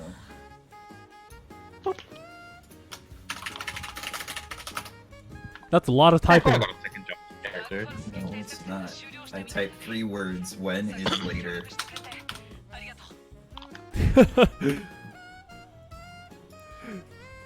Dude, Nano, next time, like, I might need to record you just doing that when I make, like, an angry keyboard warrior video. This is not fair. I don't mind that at all. Sounds like something I would do, to be honest. See. Doing your angry keyboard warrior, just angry person in general. Omega angry keyboard just- warrior. Oh, you get a oh, sound nice clip chain. You get a sound clip of one of my raid members in Final Fantasy missing a fucking ability because he gets really mad. You hear him go. There you go. saw- Are you sure that's a person, not a monkey? Ape escapist people. He could be. Oh, Hurt my fist doing that too. Ouch. I cracked my fingers. No. Damn it. Special egg, nice. Disgusting. I got a red airdrop. Nice. Favorite. At least the EX booster is paying itself now. Where is the game? Thank you. What? Dude, man. I'm just gonna imagine Why I would- guess he dropped his trigger in the toilet. What? Why was just like, thanks for a functioning trigger? Yeah. Anyways, though, Right, speaking Nick. of which, since you guys are all here anyways, did you guys see all of the... You guys saw the True Profound Darkness video? The trailer, at Yeah. least? One? Yeah. Oh no. What? No. Excuse me? I haven't been like keeping up with anything right now. I like how we made it all sound new, like everyone's seen it, and then Oh, also yeah. like, I did- There was I a just live stream like assumed a few everyone hours saw ago, it. wasn't there? Yeah. Yeah. I'll get you guys the Seen link. it. Yeah. All right. Guess he's already good. I just wanted to missed know it what your guys' entirely. opinions are about it, anyways. Let me I look mean, at it it. looks cool. It definitely looks like they put. I found it. It looks like they definitely put effort into it, unlike the other bosses this episode. But no, the Like, thing is, Design like, of the boss Rishi, itself is weird. Yeah. even if it looks like it puts a lot of effort, if it melts, it's just... I mean, it probably will. The thing What if is, it summons dragons? Look, you have to remember that we are, on average, a higher percentile than the Yeah. average player. I mean, Okay. even though we It melt melts for X-Age Dragon in, like, what, 5 minutes? Like, if it melts for us, it doesn't mean it will melt for average pug. Yeah. Like, just do guides in a pug, like a dodgy pug. It'll probably take, like, what, 15 minutes, 20 minutes? Yeah, something like that. Unless you get one of those special pubs, and then I mean, what are the chances that you actually get a quote-unquote special pug, though? Tecker. Nano, what are you doing? I'd say 1 in 10. Yeah. Playing Lethal League. But even then, it's still pretty suffering. I mean, it looks neat. So. Yeah. It at least looks like something new, because they're Using, basically like, every making single Dark phases. Falls attack or what? He basically has, like, all of the Falls' powers. yeah, it's the attacks are completely new. Like they're similar in style to the. Oh, it's fucking time stop. Honestly, I can't wait to see the actual, like, HD trailer. Yeah, Twitter videos make me mad. But yeah, the thing is, like, it comes out in December, so it's gonna still be a while. Oh, it comes out in December when a Destiny DLC comes out. I'll be playing. Nice. Yeah.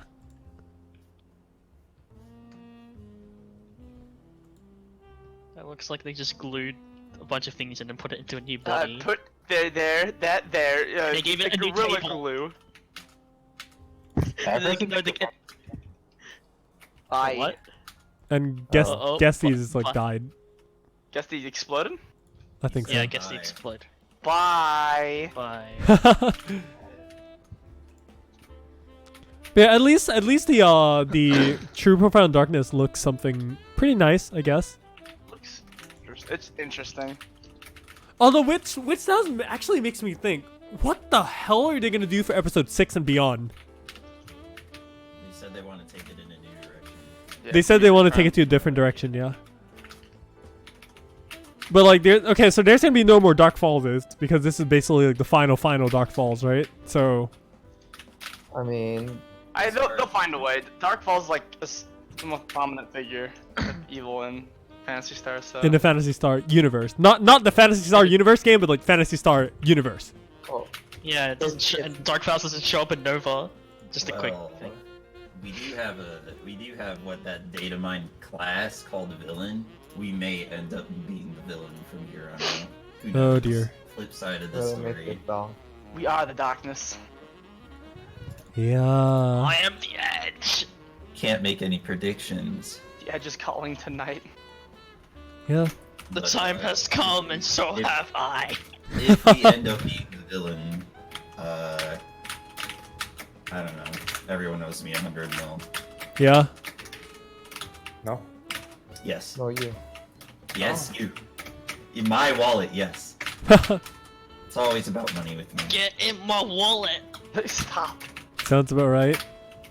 Get in my belly.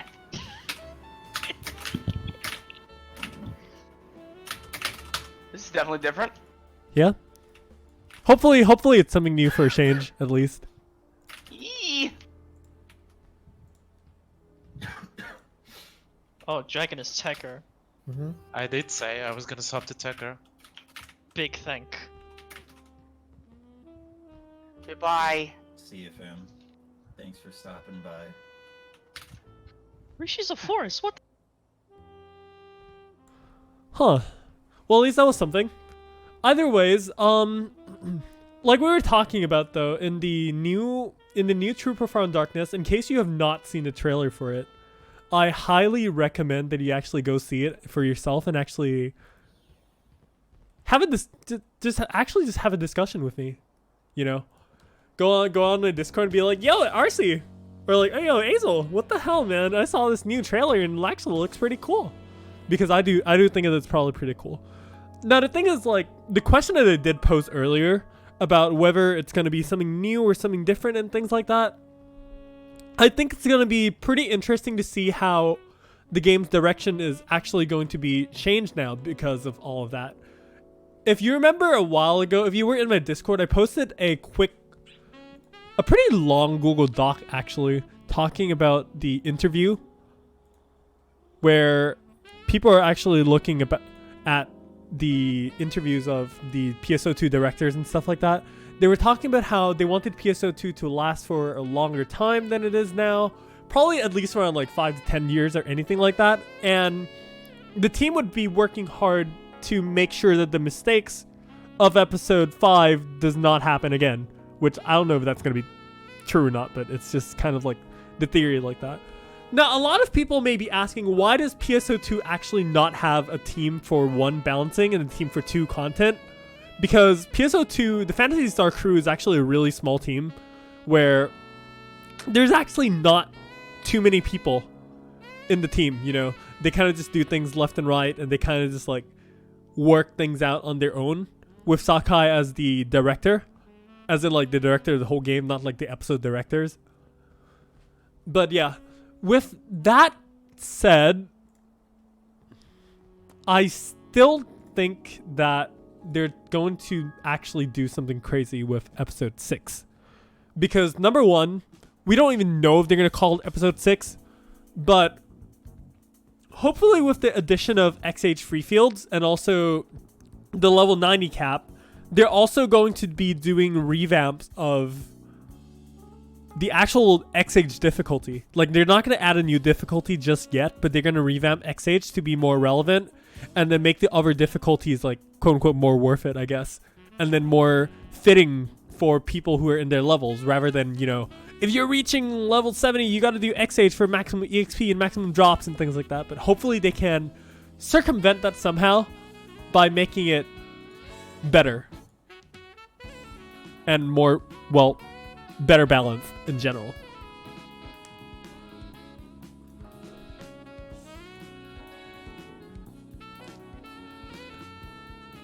Now, aside from that, what we will have in PSO2 from here on out is going to be just a bit of a small thing. So in the fall, which is like the upcoming months or so, there's going to be the PSO2 Halloween event, which is basically what we know and love each year.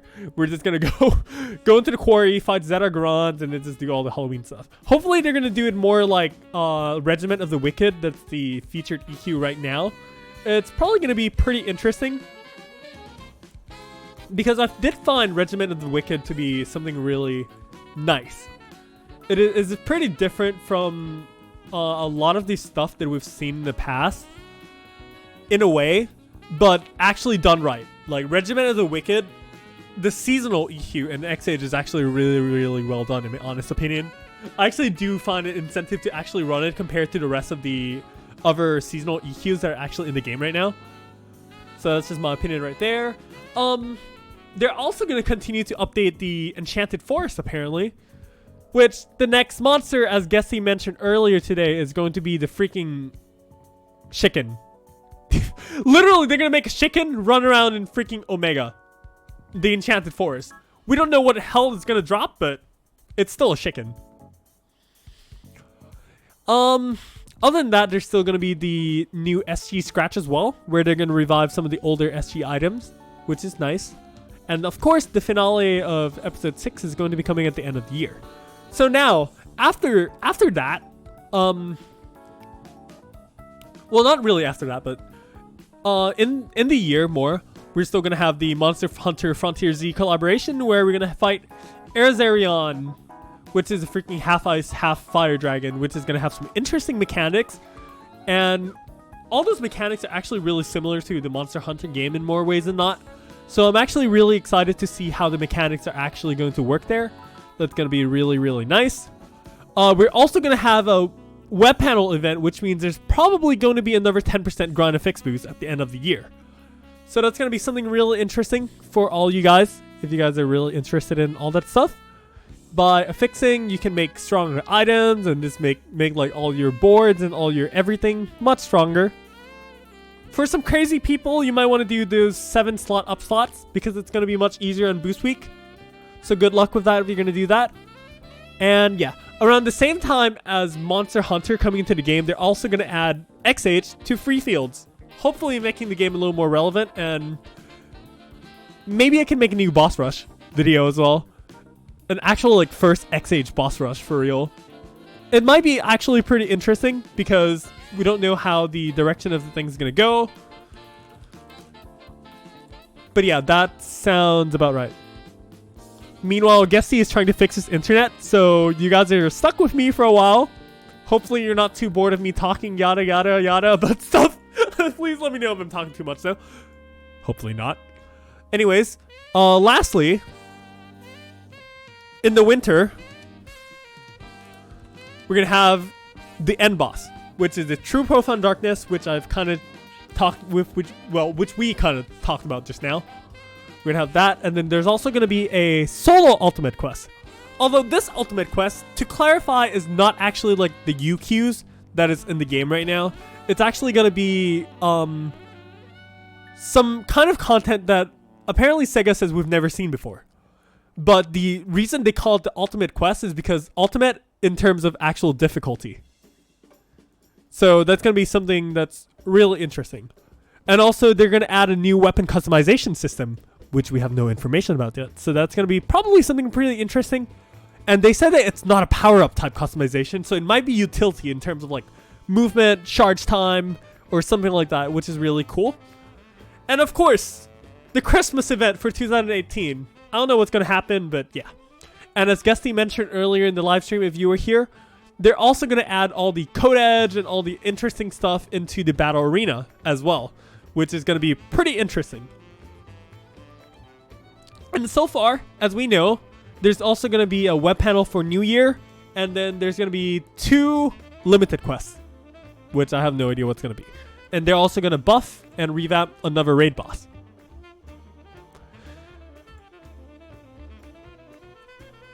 Don't worry about it, because I don't think it's going to be anything too crazy.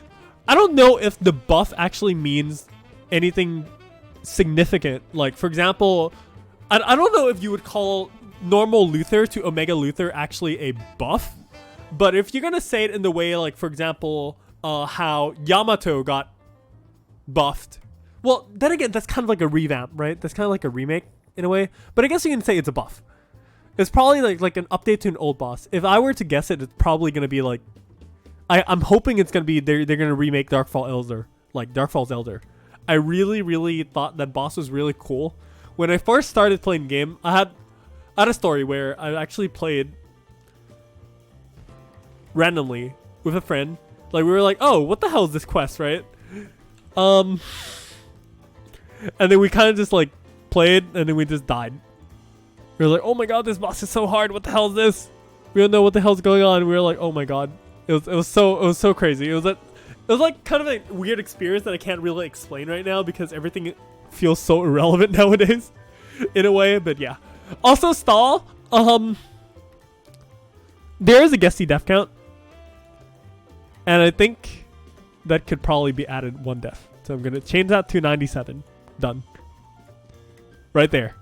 Death count is 97, and I'm gonna hide that. I'm gonna bring up that Gesti just to like say, hey, Gesti's here. Only in spirit for now, though.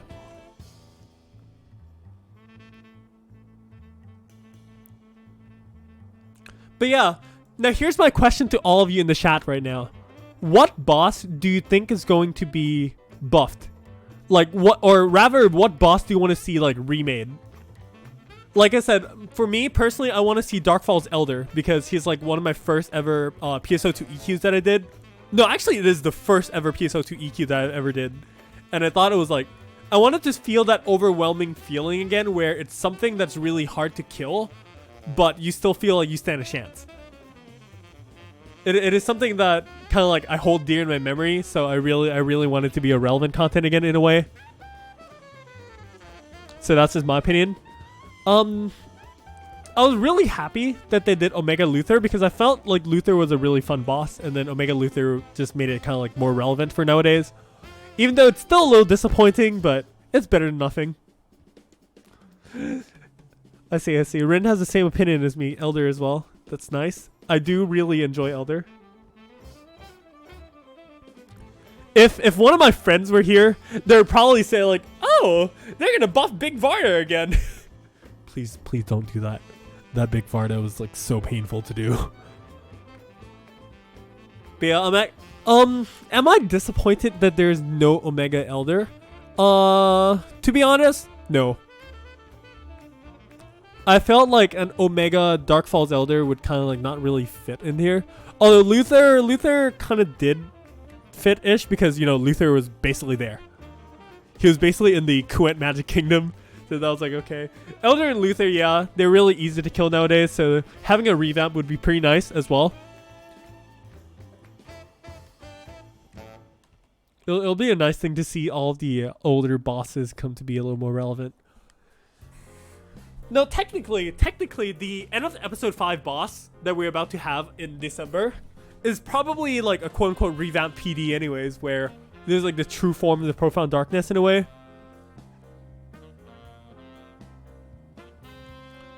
So I'm just hoping that they're just gonna bring back a lot of nice stuff. Yeah, I guess we all generally have a consensus that Elder is the boss that we want to see revamped.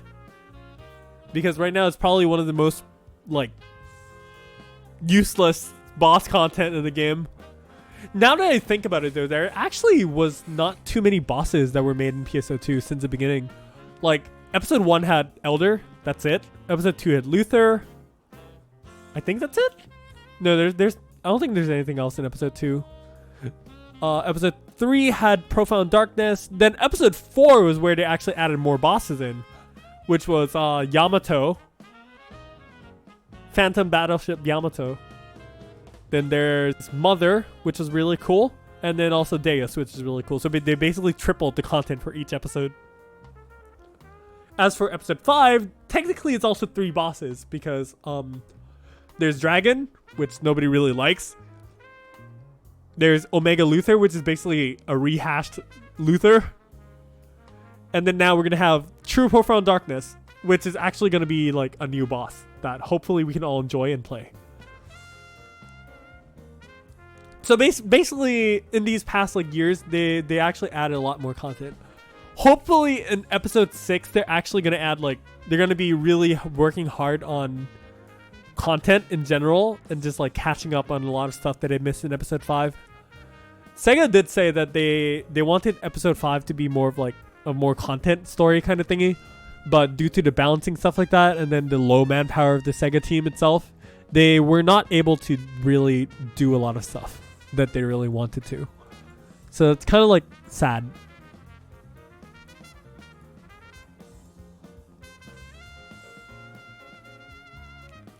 But yeah, I think that's probably it for my opinion on the entirety of the new PSO2 updates and stuff. Also, Rin, please, Ultimate Rhodos, just you wait. Maybe one day we'll have an Ultimate Vopar. Okay, we had Ultimate Amduskia, we have Ultimate Nibiris and Lilipa. Ultimate Vopar must be here sometime, right? And also, hopefully, Ultimate Harkotan as well. It'll be hella crazy to fight, like, super buff freaking Harkotan bosses, and even just the normal mobs would be hell of a pain. Because, like, the Ogars and everything are already really annoying.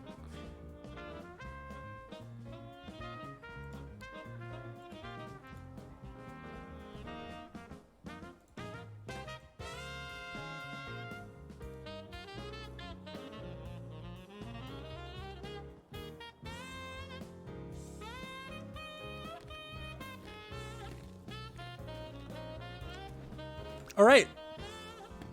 Ultimate Hot Wheels. Yes.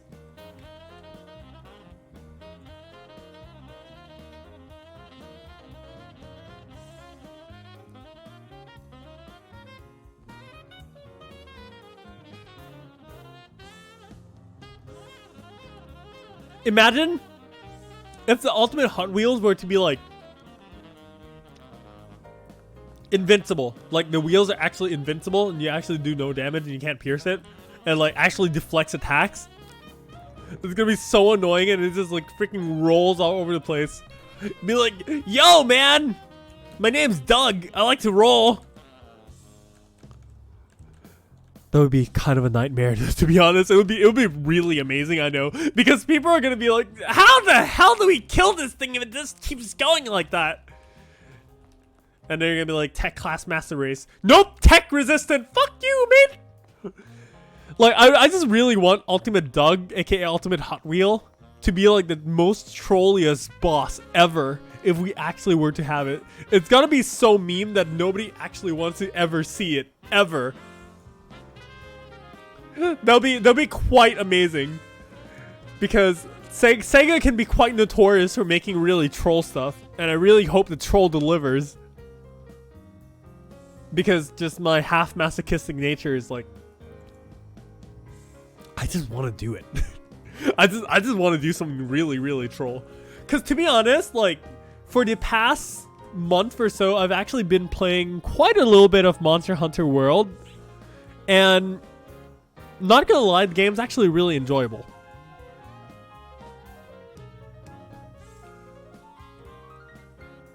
But in a way that is kind of like masochistic, because in the endgame of Monster Hunter World, they kind of like added this thing called tempered monsters, where it's like a mega buff version of basically every boss. So imagine, for example, like if Giger, like the Shironia boss, right? If Giger actually had a tempered version, right? What would happen is basically he would be super strong, super tough, not that easy to kill, right? And then his damage, his attacks would actually like basically just one-shot you. And you actually have to do all his mechanics and fight him properly and actually guard his attacks and stuff like that. Or like just think of it like this. If say Mother was damage boosted by like 400% like that, and you can barely survive one attack. That is basically what like a tempered monster is, and you kind of have to really work together with people, and then you have like roles, you know, whether you have to like tank, you have to like run the mechanics and stuff like that. One of the biggest fundamentals issues with Phantasy Star Online 2, in my honest opinion, that I've actually experienced so far, well, if I were to compare this game to like Monster Hunter per se, right? The biggest issue is stuff dies too fast. Like literally the game allows players to become too powerful, in my honest opinion.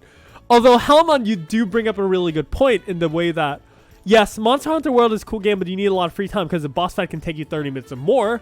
But on the flip side, right, if you think of it this way, PSO2's bosses basically die in like 5 minutes. Is that actually really as enjoyable and satisfying as actually having to take 30 minutes for a boss and work together to figure out its mechanics and play it properly? Also, PSO2 has no real penalties. Every time, like, there's gonna be like a fail or something like that, Sega kind of like says, you know, we're kind of like more catering towards the casual player base, where we want everyone to be able to clear everything properly. I don't think it's wrong, but there should probably be a challenge mode. For example, if you've actually played mobile games such as like Fate Grand Order and stuff like that, when they launch events or any like things like that, they would always have this thing called the challenge quest, where it's an optional thing that doesn't give that much special rewards or anything like that, but it's extremely challenging. PSO2 right now, I feel like doesn't really have that challenge aspect that a lot of other games have. So you kind of just like end up not really caring too much about the content, more or less. like for example, if say you do XH Omega Luther, right? And then okay, everyone who ever can play this game, they just want to go to XH immediately because the drops are all in XH. Like the drops are basically just all in XH, and then SH has like diminished drops and stuff like that. So they kind of just feel like the content is kind of irrelevant to do because I'm not getting the maximum amount of drops that you could possibly get. But if you think of it this way, say if there's an XH and then say there's an XH plus, right? Where the drop actually is exactly the same as XH, but the boss's mechanics and everything is hella buffed. Like really, really hard. But it has the same rewards as XH. So meaning, what this does is, number one, players who actually do want the maximum amount of drops, sure, go ahead, play XH if you want to. Not my concern. And number two, people who are in the end game, for example, me or us right here, we can do the challenge XH plus, for example. And then actually like have a really crazy, hard and fun challenge to do, while still basically, you know, all the casual players get to play the casual side of the game rather than doing the challenges. I think that would be a hella good idea, to be honest. Like, it would not go anything against Sega's ideals where they would cater towards the casuals, but by doing that, they also help making relevant content for people who are at the way end game rather than having only fashion as the end game. I think that would be a really great opinion. Sega, if anyone is listening to this from Sega, cough cough, probably not, but you can hire me to help make your content, Kappa. Please don't. But yeah. That is just a small idea that I think would probably be a nice thing to do. And would probably help the game a lot too, rather than just the normal systems that it has right now.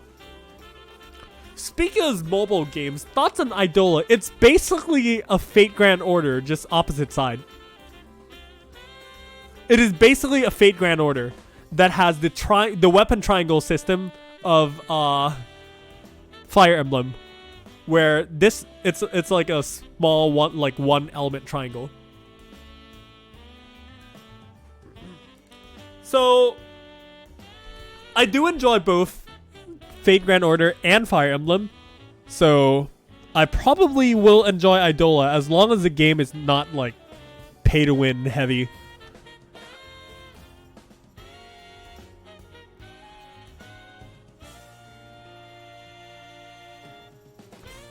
Although Hellman, you do bring up a pretty good point. Maybe not a lot of players will play XH Plus, but it's at least content that's there. You know? So it's at least like something that people can do, and then they really can't complain like, oh, there's nothing to do because, oh, we still haven't been able to beat XH Plus, but it's just a content that's there. And also the other problem with PSO2 is you kind of just have to schedule your life around EQs, which is really stupid in my opinion. Also, what do I think of the people who saying Idola is not a PSO FGO clone? Well, honestly, it really isn't, but I would say it's more, they use the same formula to make the game. You know, it's a game of the same genre where it's basically like a turn-based RPG. That is basically it. But the mechanics and everything is going to be, of course, completely different. So you can't really say it's a clone. But fundamentally, it's the same genre. It's like saying like Battlefield's a Call of Duty clone. It kind of doesn't work like that. Fundamentally, both are the same, but they're just not the same. If that makes sense to you. Hope that's a pretty satisfying answer. Or like a decent enough answer for you to accept.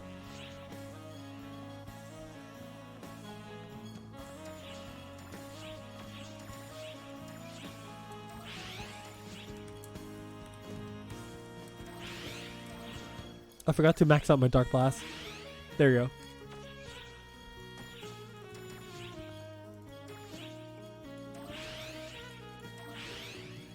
I still don't get why the Dark Blast is like, they have to do it separate for each character.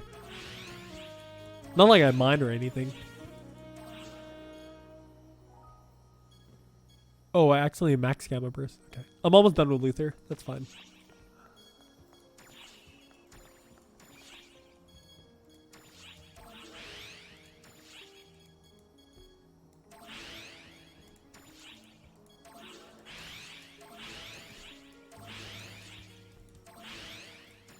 I'm gonna put 1 point in everything first, just so I don't forget later. Attack advance is probably pretty nice for that. Phantasmal kick is probably nice too. PP save max that. Color Symphony probably a little more later. That and a step. I'll look into Apprentice Blast a little more later once I get more points. I actually have not tried too much of the Apprentice Blast. I probably should sometimes.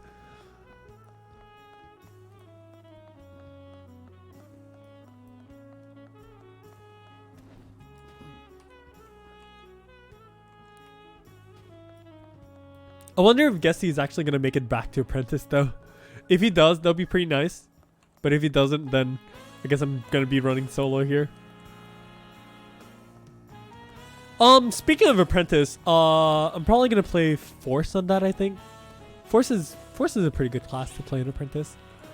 Because it's basically just a mobbing quest. You can just use the Zandion ability. Razandia, it's called.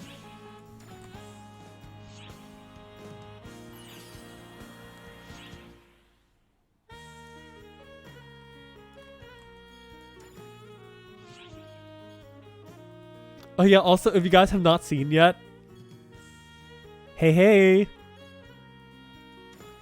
that'll be a surprise for later.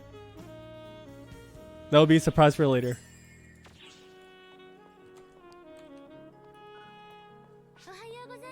Ohayou gozaimasu. I really like Sophia, honestly. Like I thought Sophia was a pretty nicely designed character.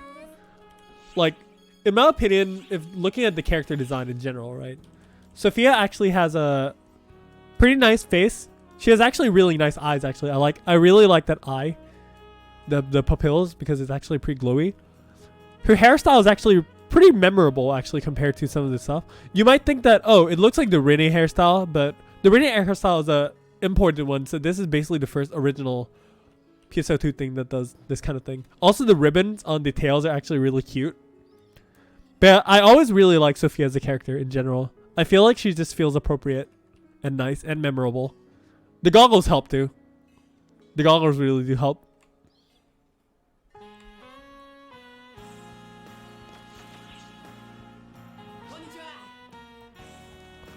I like if the game would actually make more like memorable NPCs would be really nice. Because like if you really think about it, you know, the freaking class characters, like, how is this guy memorable at all? He's not even relevant in like the game or the story or anything at all. Like, you just don't really get to see him do anything much. Like, Pietro, he dresses like, I don't even know.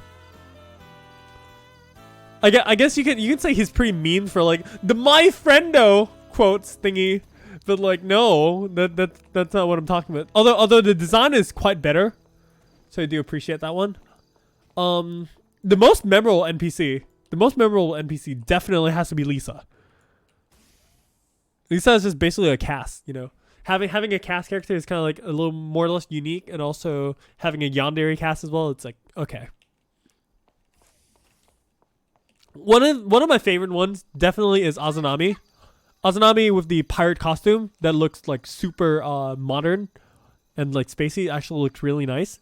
Her hairstyle is really nice and like the colors are really memorable. I like that a lot. Stratos is kind of generic, but I really like her personality because she's kind of like chuny and stuff like that. So it's pretty memorable as well. I felt like they tried to make Saga and Katori pretty nice as well, but they kind of just didn't really stick, in my opinion. Yeah, and then Marlu's just, who are you again? Yeah.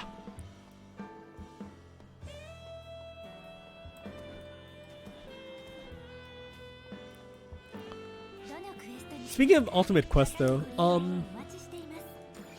probably wouldn't hurt to do like a few runs quickly and actually get clears right before a Prezina.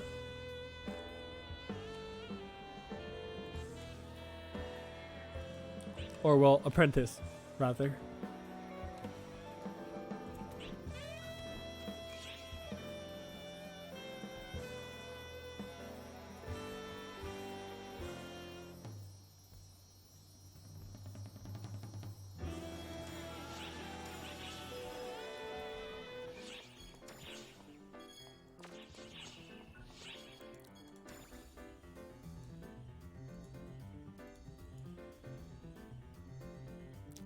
Alright, Hellman, thanks for stopping by, my dude. Anyways, if you guys on chat have any like questions or anything, let me know. Or tell me what you guys want to hear me talk about, basically. I can go over basically like any topic. If you have any questions about like any classes or stuff like that, go ahead.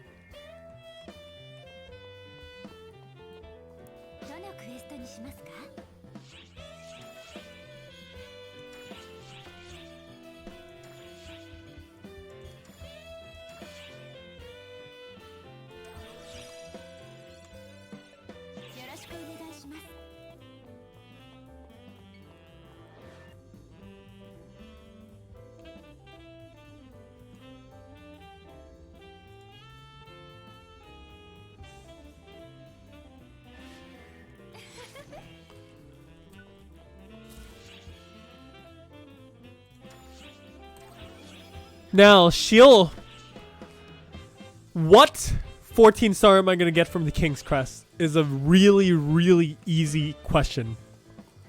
There's nothing that I want to get more than a Demonia Saber.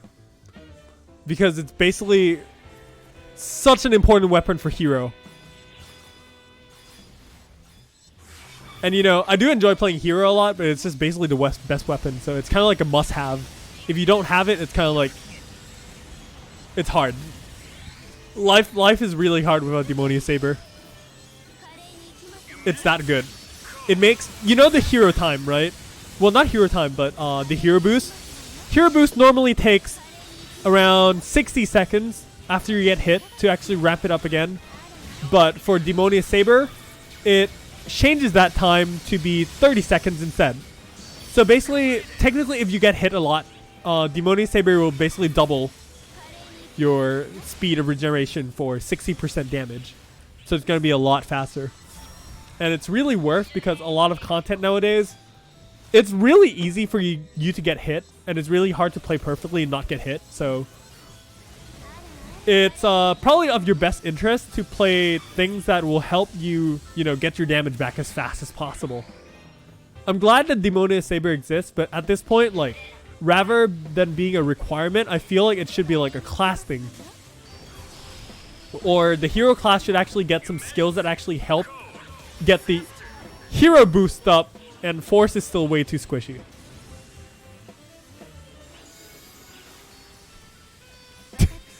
I was a little too concentrated in talking. I did not even see it coming.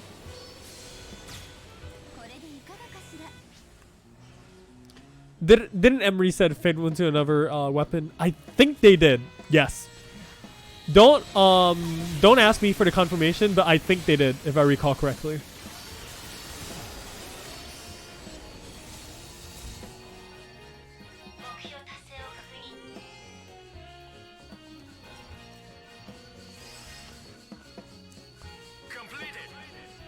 Now the thing is, like, with M, they kind of like have this weird dislike. Oh shit, I forgot to clean my inventory. No wonder I can't collect stuff. Oh dear. This is bad, this is bad, this is bad, this is bad.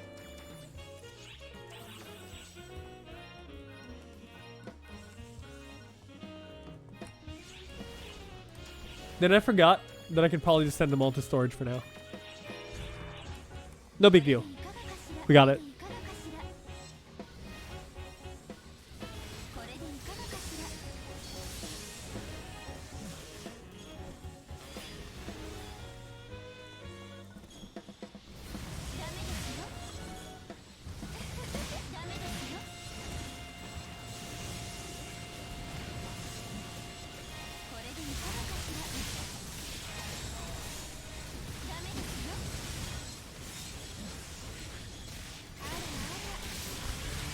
But yeah, overall, though, the question is, do you guys actually, if for episode 6, do you guys think a new class is warranted?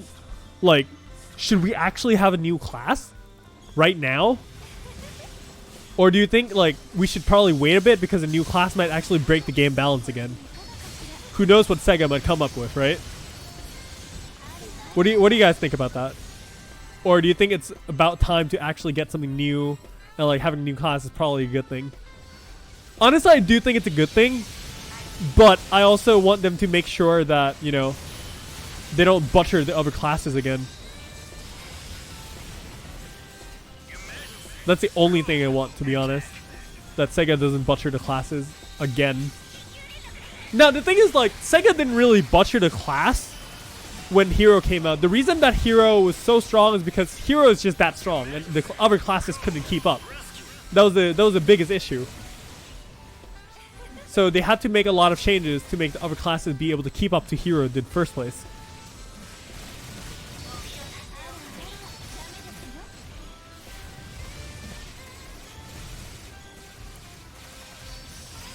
And now, because they did that, I guess the game feels a little better.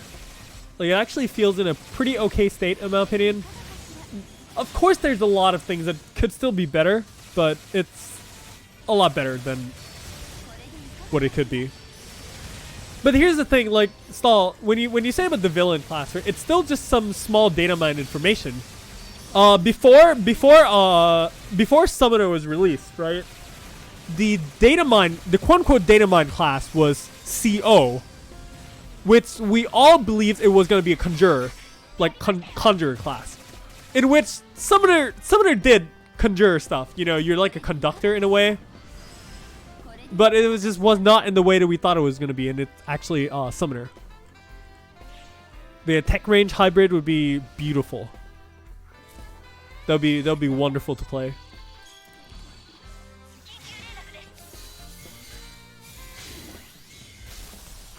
Speaking of Dark Blast, I should probably give the Apprentice Blast a quick try.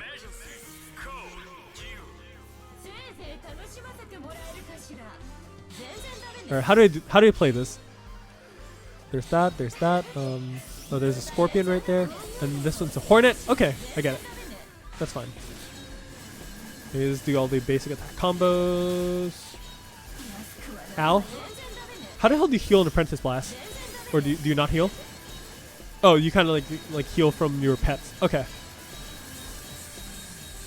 That's like 5 health at a time. That's pretty rough, actually.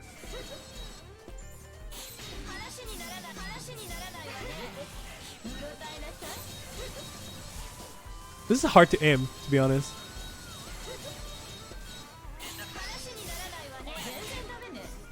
Should probably dodge that, which is good.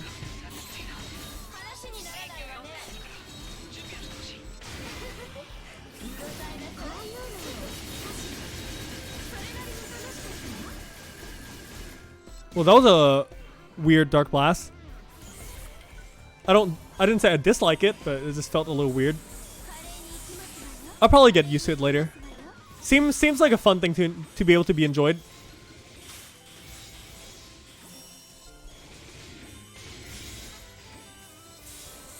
Doesn't feel like it does a lot of damage though.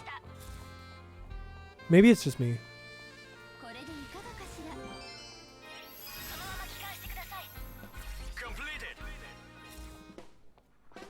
Or maybe I'm just playing it completely wrong.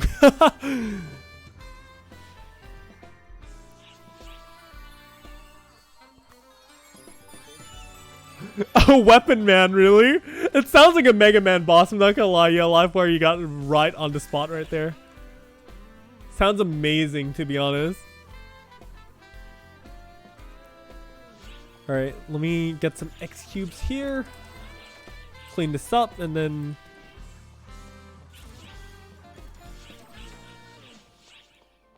log back on Tekker.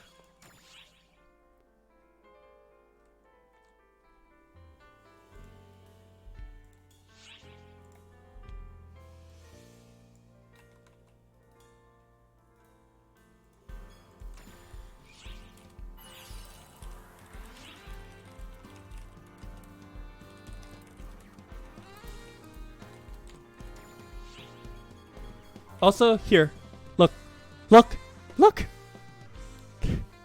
I think honestly, like, her new design, I think feels pretty nice overall.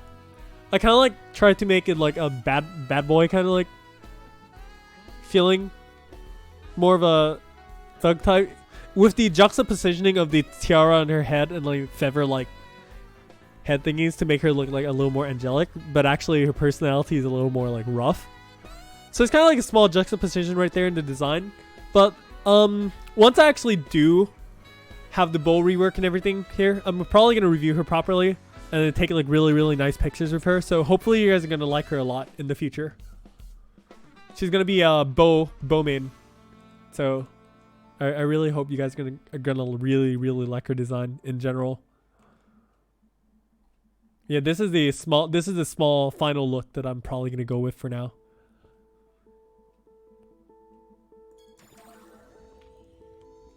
I hope you guys are gonna like her. As much as I did really like designing her. She was actually really fun to design. I took so many changes. Like I was just sitting there and be like, yo, let's try this, let's try that, let's try this, let's try that. And then this just came out. After really long time of actually like changing things around. It was nice. It was nice. It was interesting. It was nice. It was fun. I always loved doing character designs in the first place, but having to level too many is a little bit of a pain sometimes. So, or else, you know, I'd be doing so many more characters if that was the case. I wish that SEGA would have made it a little easier for people with multiple characters, but apparently not. So, we have to live with what we have to live with, which is suffering.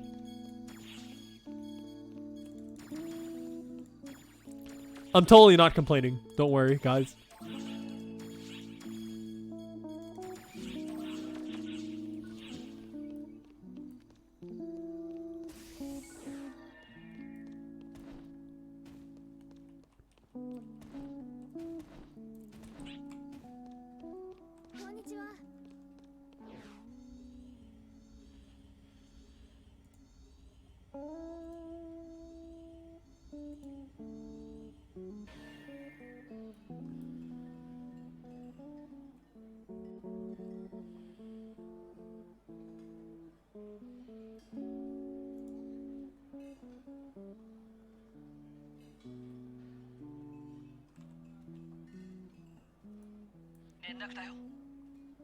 All right, let's see.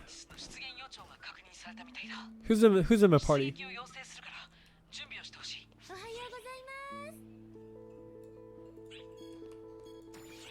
There we go.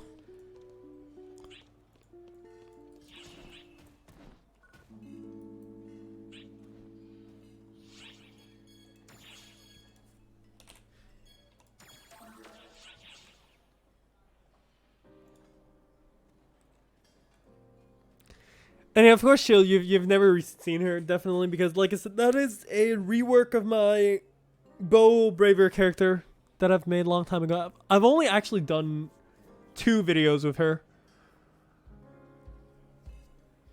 Like, only 2.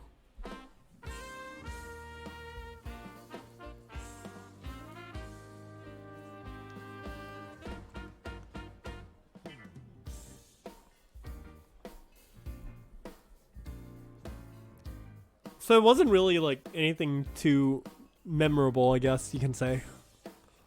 I wish I could have showcased her more in the past, but I'm thinking back in retrospect, I'm actually really glad that I did not.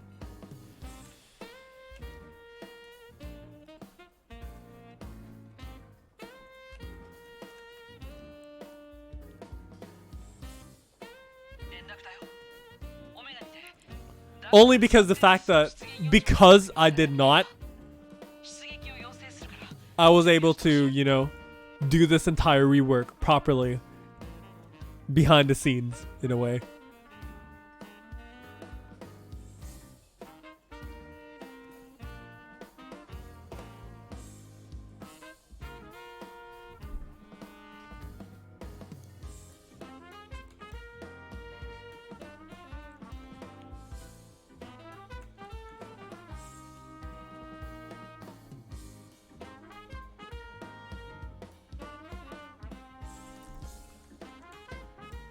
Also, Livewire, yes, this is Ice Cap Zone.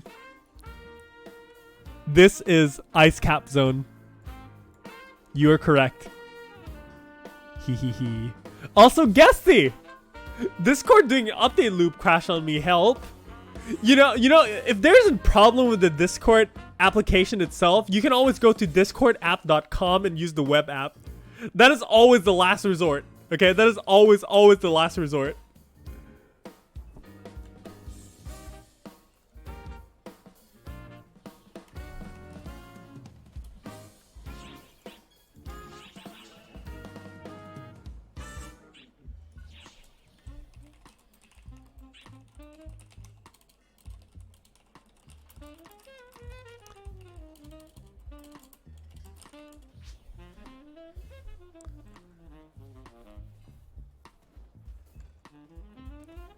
Oh yeah, Livewire, about all the music that's playing, if you actually read the description of the stream, right? All this music is actually from a really wonderful musician. His name is Carlos Ian. He does a lot of really nice video game covers on YouTube, and I highly recommend checking it out. Great guy, great musician. He's just wonderful. And I got permission to use basically all the music here. So it's really generous of him to just say like, hey, you can do it. Oh dear, is Gesti a coffee addict? That's gonna be a first for me too. Definitely interested to find out.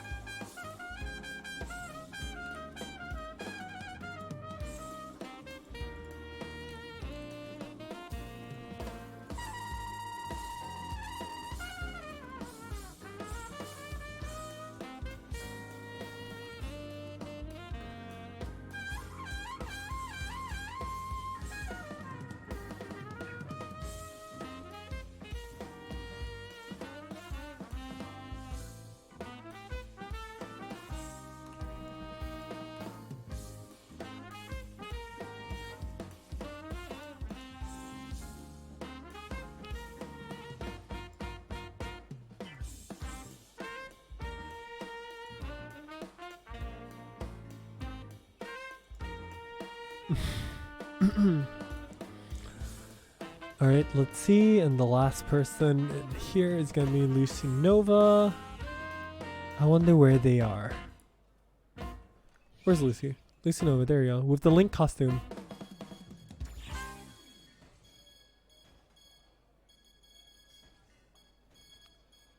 There it is.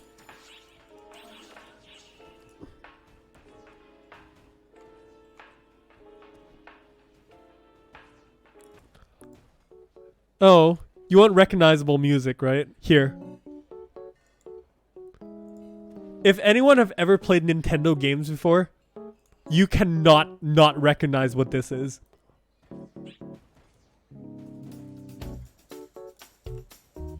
It's a wonderful remix.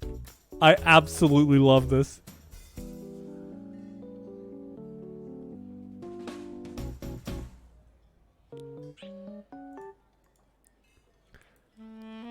This is just so well arranged. Like, this is so I can't say enough how wonderful or like this is just great, okay? It's just great. It literally is just great. I can't say any more. In fact, I don't even think I want to say anything because that's just going to disturb you guys from listening to the wonderfulness of the song.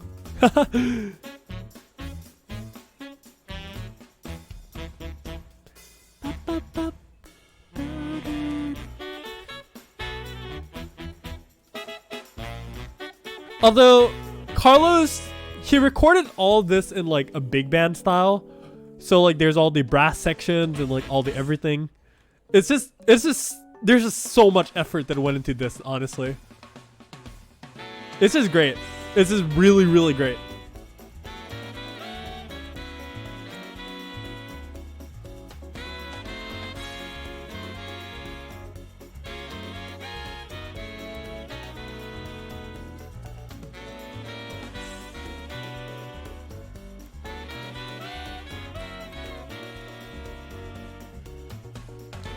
Now the best part about his arranges isn't only the fact that he arranged the entire song, but also the fact that he did add his own twists and like additions to the song, like separated from the actual main part. For example, right here, they just added a saxophone solo into the song, which normally, you know, there's obviously not there. But they just play it off the chords of like the entire song itself, which is just, it's just great. Okay, I can't say this enough. I'm gonna sound like a broken record, but please support him. Please support him if you love jazz music.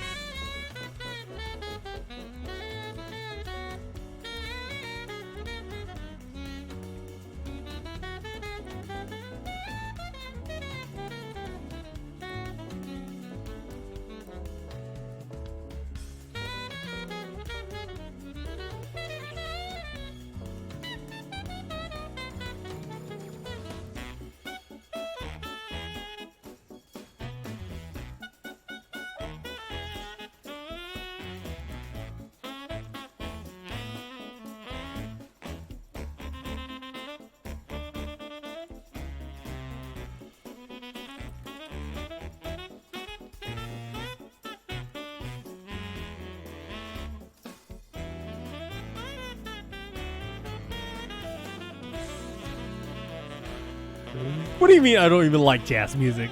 Jazz music's great. Although, here's the thing. Livewire, there are many types of jazz music. So there's like the contemporary jazz, which is like the crazy super old jazz that is like, I don't even like listening to those stuff, but like modern jazz, like rock jazz and stuff like that is wonderful. Like this is modern jazz.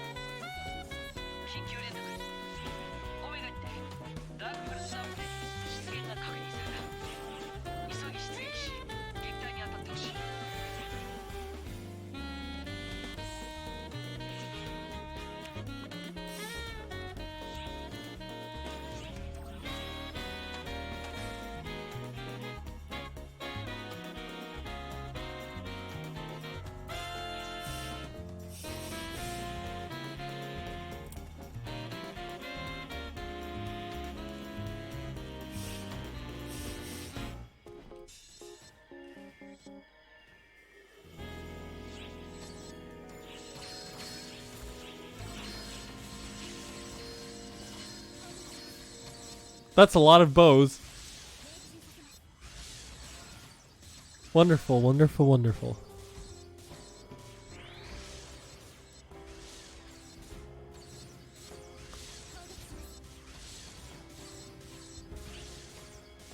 Wonderful.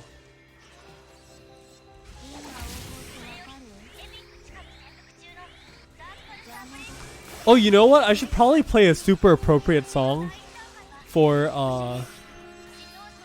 Apprentice, actually. Hold on, let me find it. Which one is it? It's called...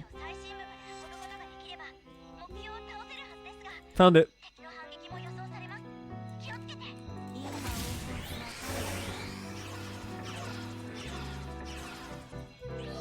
This one is a remix from Xenoblade Chronicles, I think. But yeah, this is a really nice arrange too.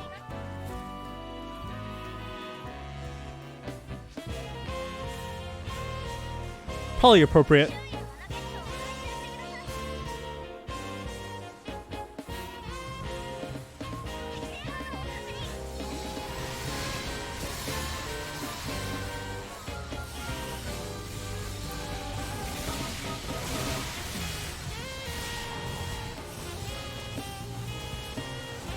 Now, the thing is, like, having music like this basically makes, like, any EQ, like Apprentice and stuff like this, feel so goddamn casual.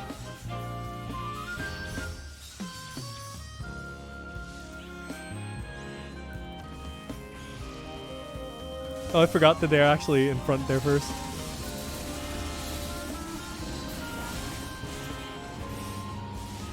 Then they come after there. I haven't done this in a while, actually. I kind of forgot. My bad.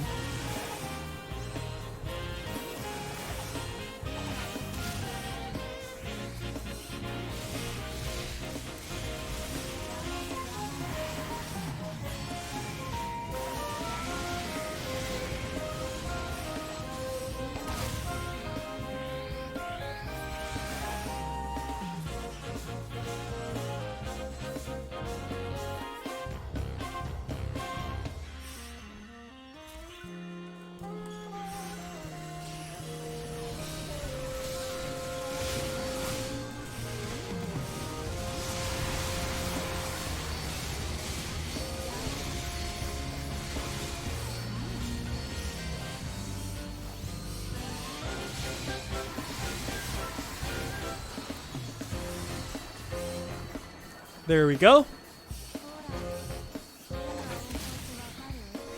Usually when you're playing like Tekker and stuff like that, it's good to communicate to your friends and team that before you head to the next area, just come like meet up at the rock before the thingy actually shoots, so they can actually buff and heal everyone.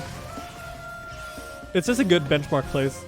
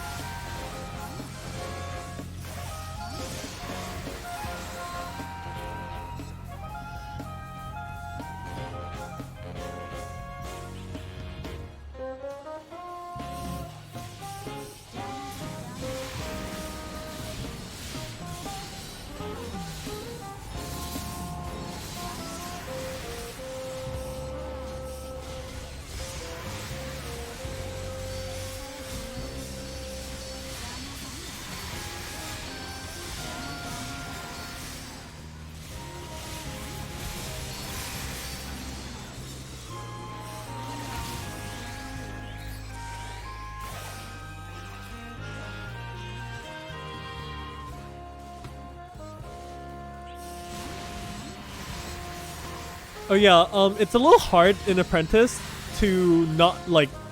Please don't leave the payload. I'm just gonna call it the payload, but like, please don't leave the payload unattended, because there can be like random thingies that actually do spawn.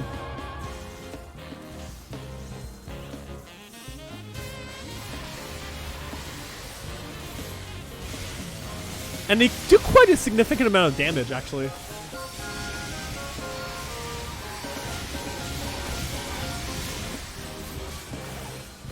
And also behind. Lots of stuff spawns behind it all the freaking time.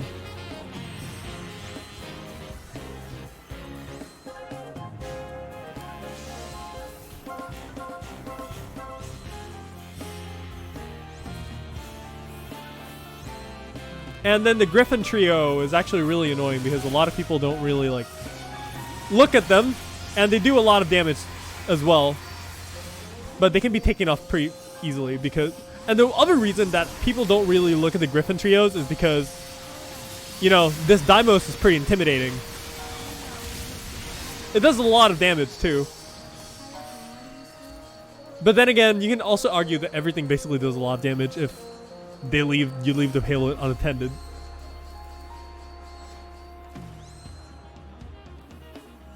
Now here's the thing. If you ever need crystals, when you're on this phase, right? Like you're about to head to the next area over here, and like, oh no, we're really low on health. What do I do? You just run up the top right here. There's just a crap ton of crystals right in this entire area. You see this entire area here? You just run through that, and then you can basically like get health back to your payload to almost full, basically.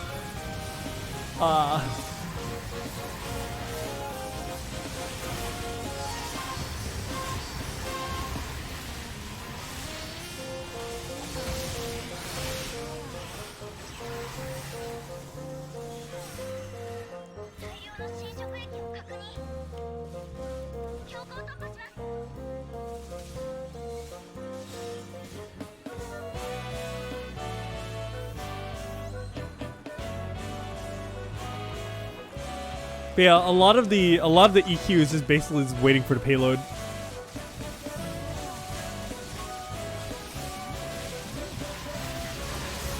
It can get a little tedious at times, but not so much, because usually there's a lot of stuff to do, especially when you're playing this in like pugs and stuff like it. Probably isn't like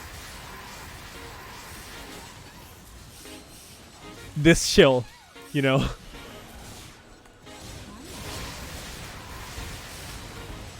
Oh, a lot of freaking Nintendo fans are gonna love this song as well.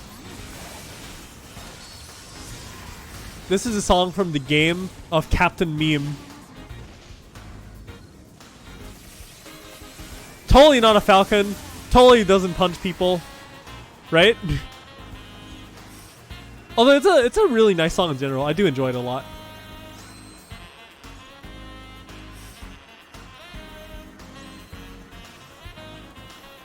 And the guitar solos here are actually on point too.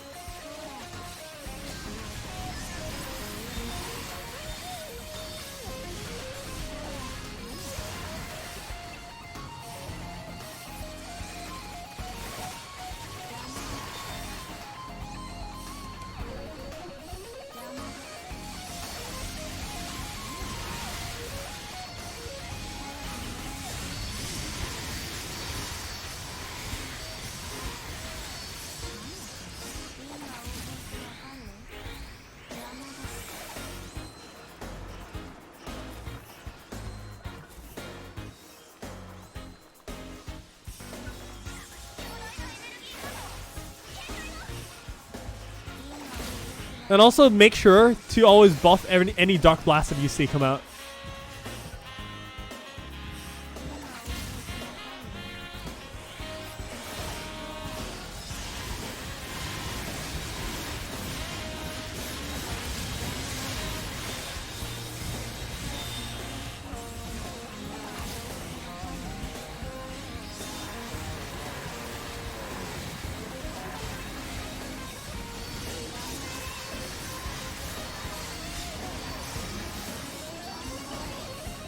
There we go.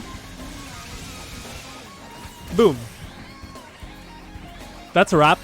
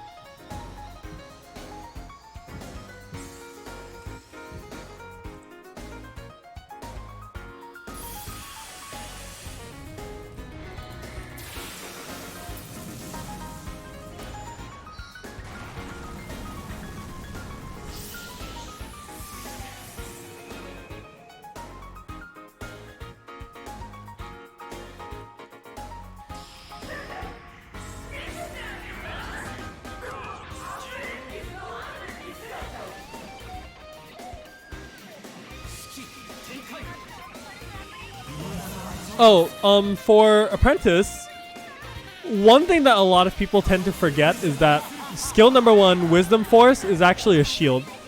You can actually shield yourself from attacks.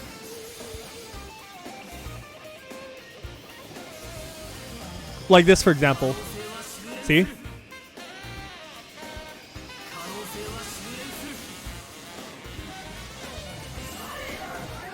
I did not see that one.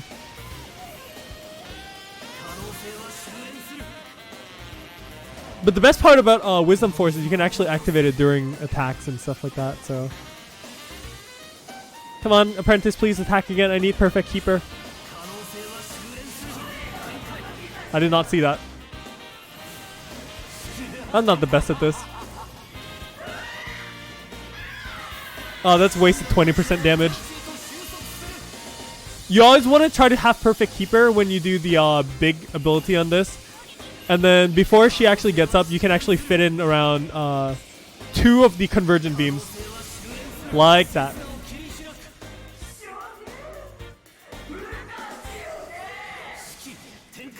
For me personally, I like to just stay behind here, and then you can actually hit both targets. So you can hit the core of Apprentice, and also hit this big Briata at the same time with the Convergent Ray. And also Wisdom Force still does damage, so you can also use Wisdom Force as well as the actual engage when you're near it like that. I feel like it's gonna explode for some reason.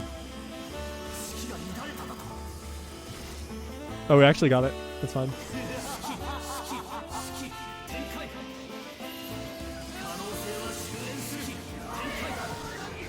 Oh, my timings are really bad today. That's my first Apprentice death in a really long time. Wait, do I even have... I do have everything maxed. I was like, was my step advance maxed? Yes, it is. Oh my god, that's a lot of damage.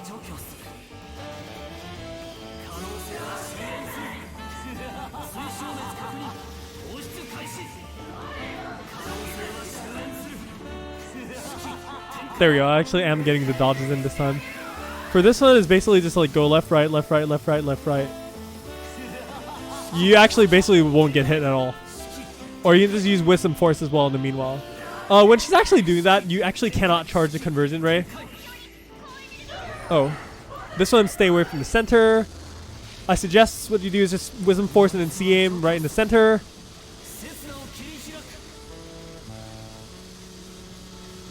And again, same thing, Wisdom Force and just go out. Perfect!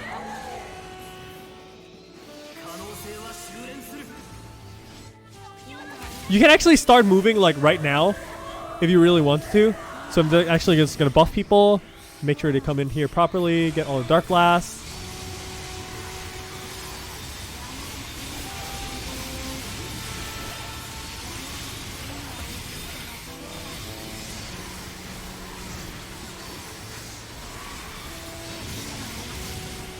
Now, since I actually did buff everyone, I could Dark Blast as well, but the problem with when you play Tekker is, you know, you're doing the Zonverse, and you kind of like don't want to lose that damage right there that you're actually supposed to be bringing into your team.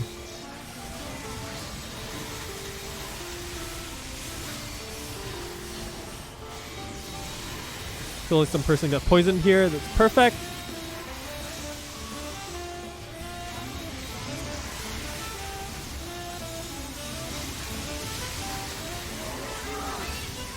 And that's the end of her.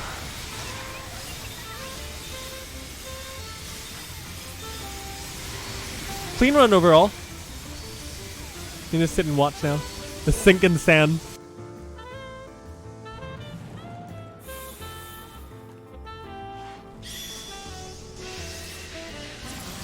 And boom.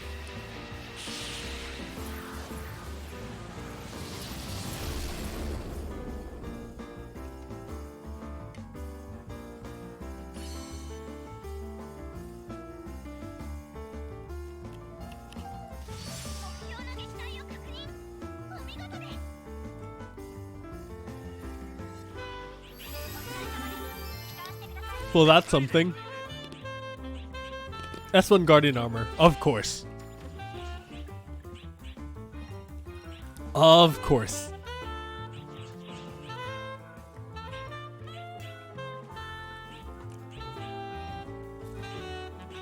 That's quite a number of low rarity items. Let me gobble them up.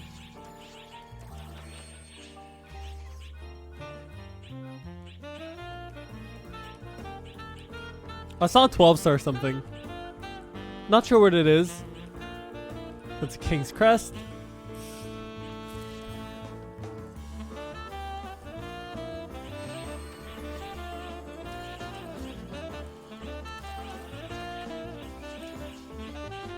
Oh, it's a Nox. Makes sense.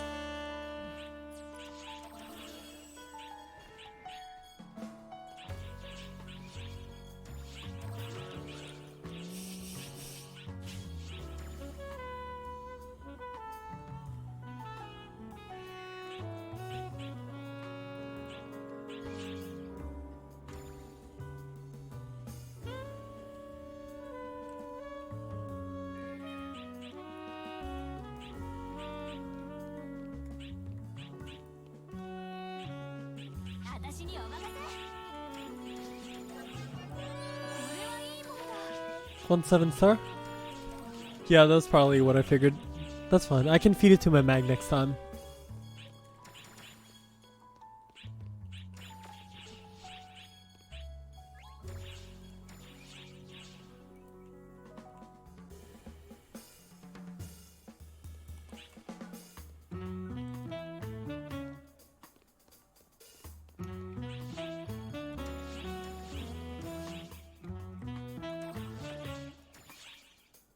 Of course. I should probably pick that up sometime soon. But for now, I'm probably going to pick up the King's Crescent and Tribus from the livestream secret phase. Don't forget, guys, if you have not done that yet, there was a secret phase from the livestream where you can actually get a ton of these voices thingies, which I'm definitely not going to use, of course.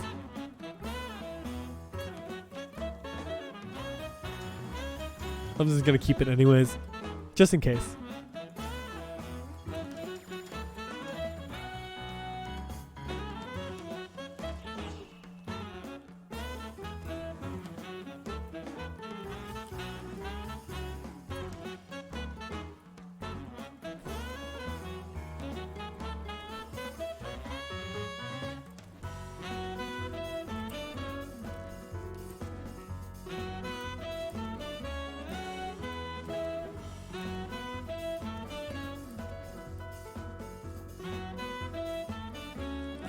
All right.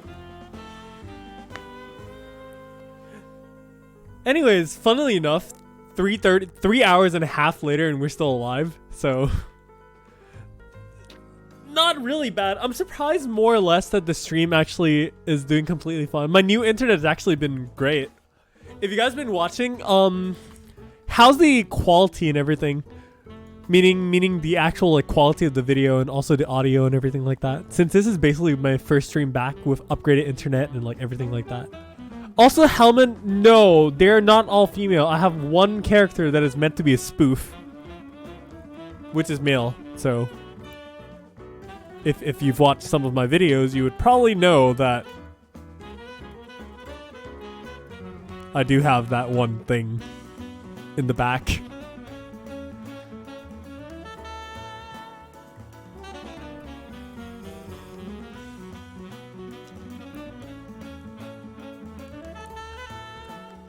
But although honestly, like I felt like this stream was like super comfortable for me because I just felt like the music and everything is really nice. The video quality is actually really nice this time. I actually stream fully in 1080 60 because my new fiber internet is actually in now and it's actually really stable. So I could probably do this a little more often.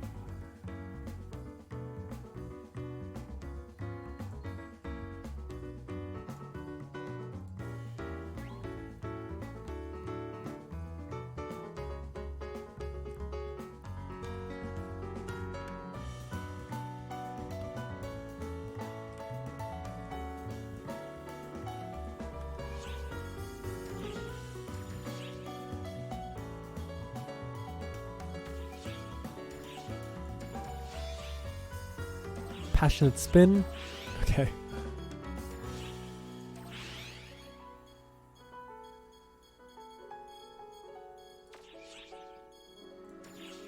Yeah, although I can't max Dark Blast for Elder in this character yet because I haven't unlocked that one part. Kaiser level cap unlocked to 90 in December. What do I think about it? It's gonna be a hell of a pain to level because from leveling 80 to 85 is already hella painful. Unless PSO2 actually does something to help people really level, I gotta do level 90 from main class and subclass for 10 characters.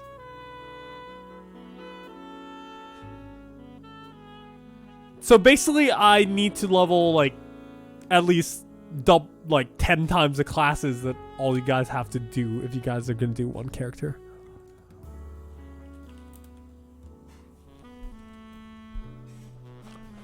Although it's gonna be really interesting because I don't know if they're gonna add any like extra skills or anything like that. But from all that we know is that SEGA since Hero is also gonna reach level 90, what's gonna happen is the hero is also gonna have a level 85 skill, like the other classes does.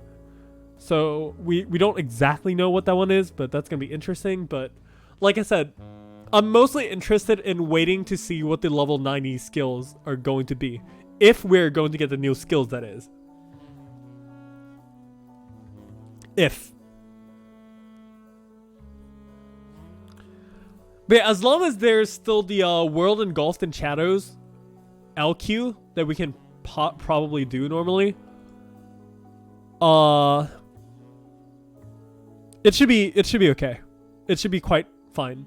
Like, if anyone really wants to level to 90 like immediately, they could probably spend like 2 to 3 hours in World Engulf SH and just get around like 700k or so EXP every 2 minutes, which is really relevant. Considering, say like, you know, say right there, to next cube is like 2.5 million, right? That's basically just like less than 10 minutes in World Engulfed, and you already got it. So it should be okay. On boost days like PSO2 day and stuff like that, the Tokyo Golds actually give like 7 million or so EXP.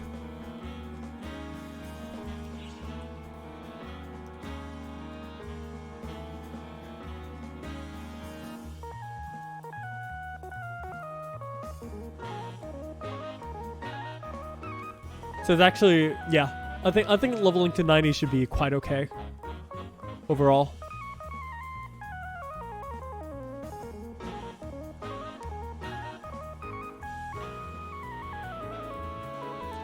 Let's wait and see if level 90 EQ bosses are challenging. Hell yes.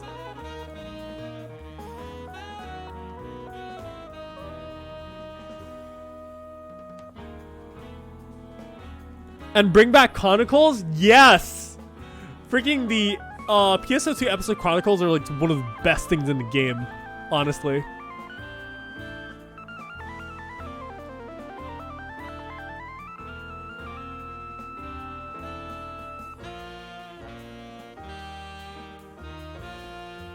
It's actually really enjoyable.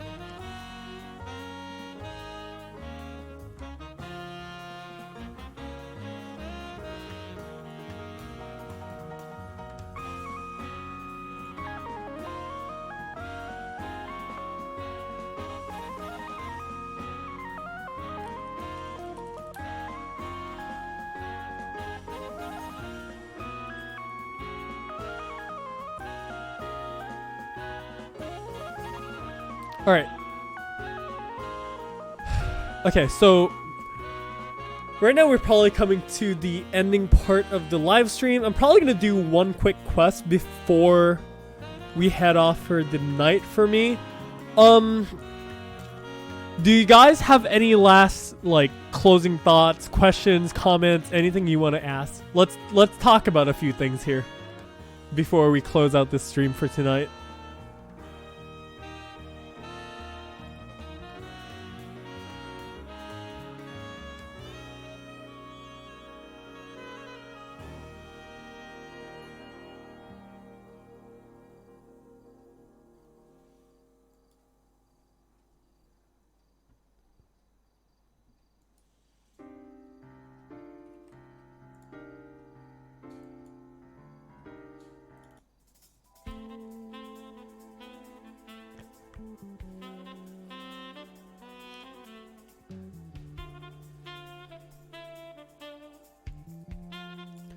Also, I think Gesti is like dead, so.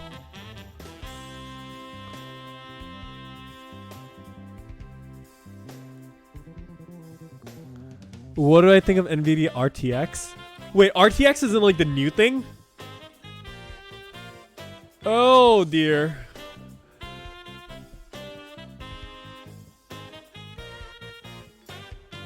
It's gonna be quite something for sure. Cause like RTX is gonna be extremely powerful, but the thing is like it's gonna be hella expensive too when it first comes out.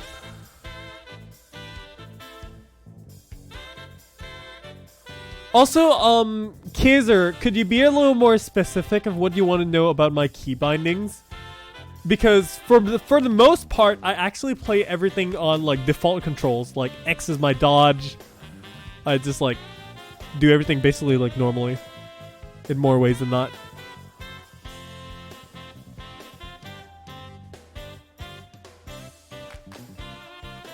No, I didn't notice that Gesti is dead. I'm just making a remark that Gesti is dead. Well, he's not really dead, but like his internet crashed at first, and then now his Discord is stuck in like an update loop, so he can't really connect back.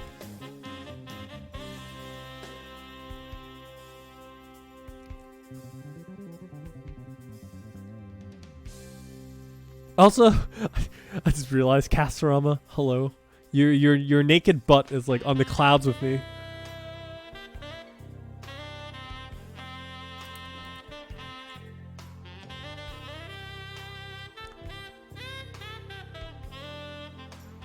You put shift as step and C as lock on.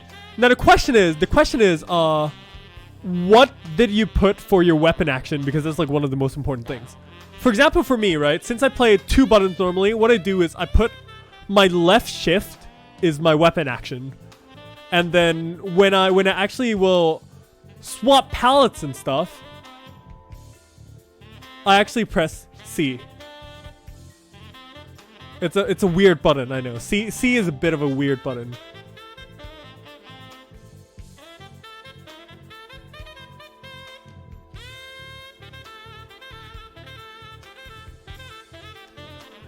Because you can smash it to 7 buttons per second as a go. Okay, yeah, definitely. You can definitely mash a lot of buttons in this game sometimes. You can appear and disappear when you want. Yes, you definitely can, Castorama. You definitely can.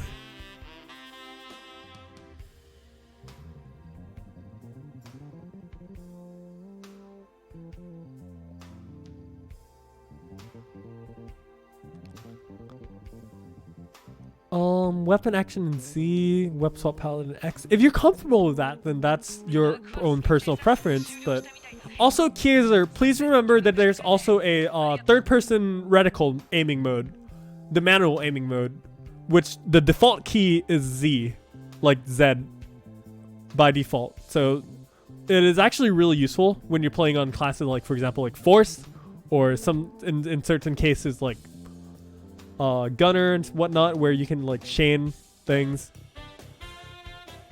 So make sure you bind the third person mode, the third person shooter mode somewhere as well. Would be really, really good. Oh, that's on your Q, and then your lock on is on C. Yeah, as long as you have all your controls, I think that's completely fine. You should not have a problem as long as you can function normally. So it's actually really nice.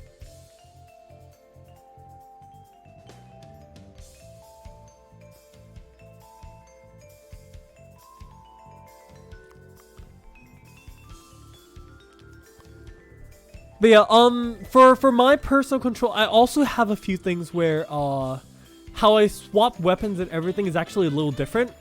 Because right here, when you look at the keyboard settings, right, you can actually go to shortcuts, and you see right here, my palettes are a little different. My switching palette, I press 1 to 0, well, on my numpad to actually like use my sub palette, right? And then when I switch palette is basically I press 1, 2, 3, 4, 5, 6. To actually change the entire weapons, which is why you see in my videos I can actually swap weapons really fast. It's actually really useful for you to at least like try the small stuff over here out, because personally for me I feel like it really does help change in gameplay a lot. But if you actually just go to the normal settings, right, you can also see right here. Oh, let's see, where is it? The show, where is it? No, there's something about like when you're swapping palettes, you can like show the weapon palette or something like that. I think if you press don't show weapon palette, you can actually also swap weapons immediately by just literally scrolling on the bar.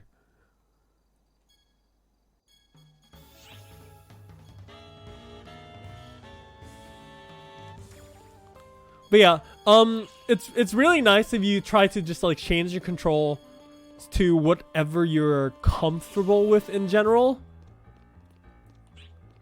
And then like once you find something that you're really, really comfortable with, and you can play with it effectively, that's great. It's probably the best way to play this game, honestly, is just to find however you like to play the game. Or however you're comfortable to play the game, rather. Anyways, this is Omega Apprentice Trigger. In case some of you have never seen or done this one before, this is a kind of a rare trigger that actually does drop from actually beating Omega Apprentice herself. I don't exactly know how the trigger is going to play out, but I don't think it's going to be, I don't think you're going to have the payload phase, but it's rather just the Dark Blast phase in general. So we're actually going to find this out firsthand right here. So we have the big low I can eat from earlier. Nothing too special. And 2 more monomates just for the mag feed. Make sure you have all your rare boosters running. 15 minutes. I think that should be sufficient.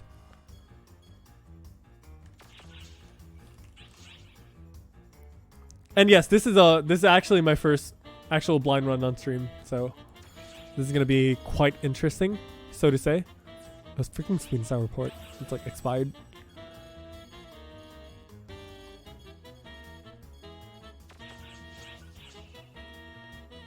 Alright. Good hunting. Yes, of course. World Omega Epic. Oh! It's actually evening time here. Normally I think the skies are blue here. So this is one environmental change, which is really nice.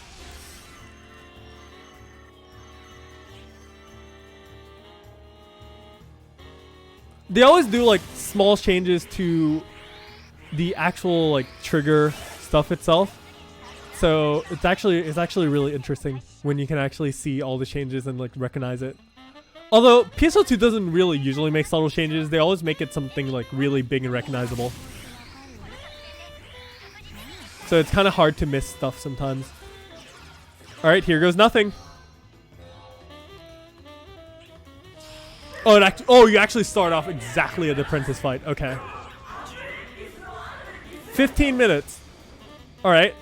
I see. Oh, wait, what? There's literal teleport? Alright. I wonder if the health pool of this is actually the same as like the 12-man. Oh, we actually do reduce damage too. Not bad. Normally she doesn't do that early. That's fine. Oh, that actually has really low health. Wow.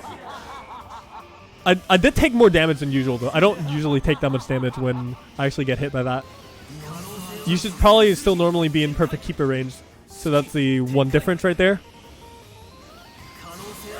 Okay, and you break that. Oh shit, did I lose perfect keeper? No, I didn't.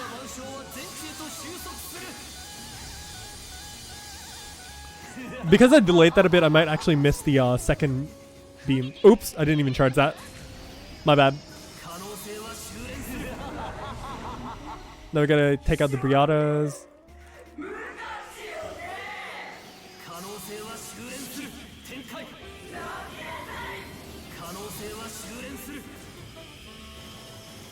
Oh, that's actually multiple lasers. Oh, that's actually interesting. Yo, that's actually really cool. Okay, I like this.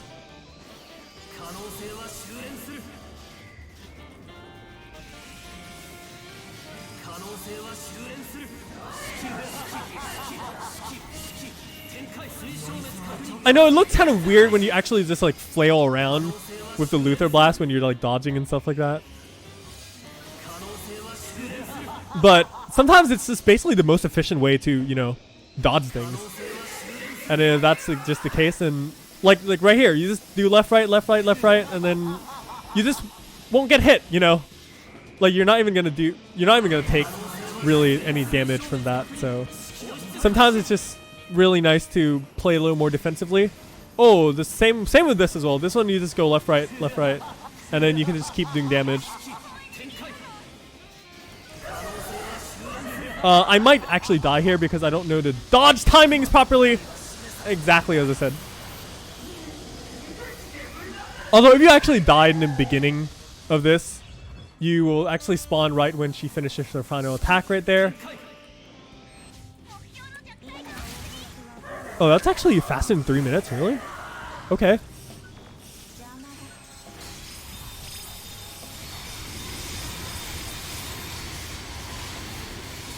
Gunner is probably one of the best classes, definitely. And it's kind of my job to use like Ramage at 0 and stuff like that to actually make sure that the chains are actually built. Apparently he went this side, that's fine. There's a small lack of communication there, but normally if you communicate properly, you should be able to like do it seamlessly.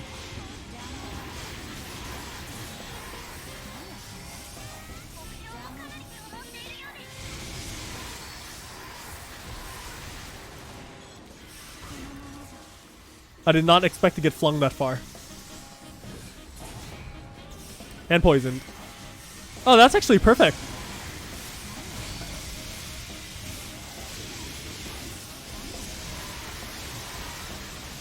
I don't think I've seen that one before. Maybe I do, but I just don't recognize it, to be honest. And then here is just where Princess dies. Okay. Well, that was a really fast trigger.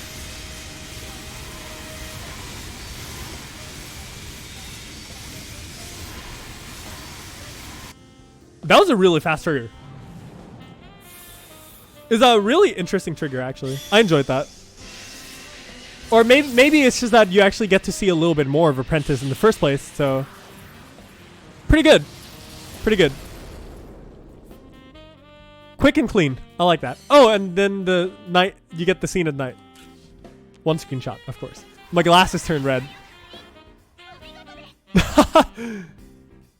Oh, the nighttime castle actually looks really nice. I like that. Oh, that's really, really nice. I see some mountains in the distance. The stars are pretty well done. I like that. And the moon is ever so right there. That's great. And of course, it's an allure. Okay.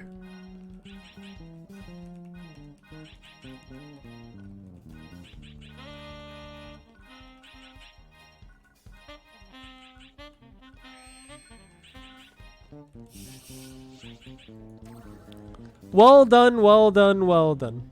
Still a good damage sponge in the end. Correction, punching bag. Yes. Definitely a punching bag. It's kind of just like more... It's not even a DPS check, honestly. It's kind of just like there for you to just hit and damage.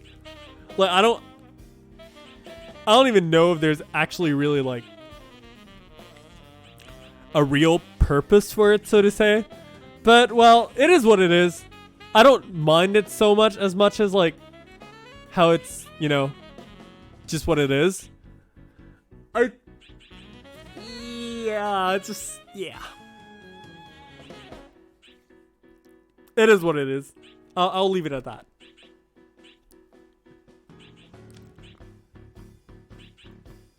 Anyways. Okay, now we can actually do closing thoughts and everything. So, we did a lot of weird stuff today. We talked about a lot of stuff here and there. Stream looks good, music is good, audio is great.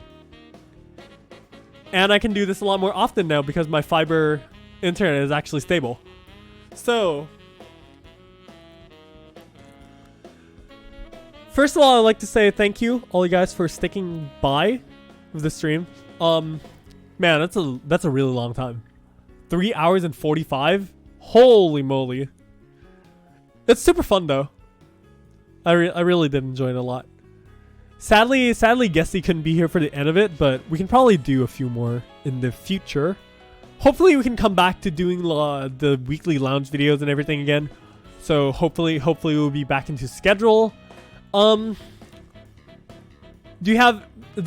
anyone have any like closing questions, thoughts, comments, or anything you want me to quickly talk about before we finish this off?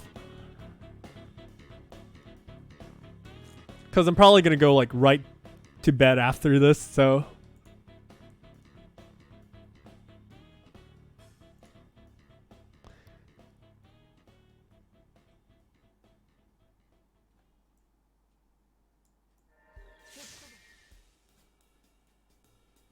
Seems not really, which is fine.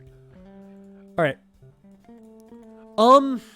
As for the future, I will definitely try out the Idola PSO2 game as well, the mobile game. Well, not the PSO2 game, but like the Idola Phantasy Star in general game, mobile game.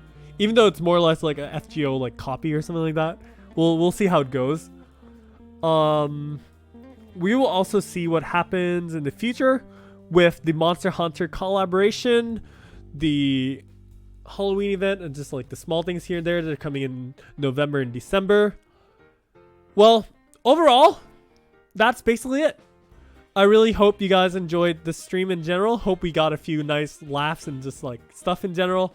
Hopefully we can do this more for sure this time, because my intern's actually here now, and then my Gesti is also like not in traveling mode anymore. What is your ship? We are playing on ship 2, of course. We're always on ship 2, which is basically the English-speaking community ship. Main ship, where most of the population of English players are actually around. So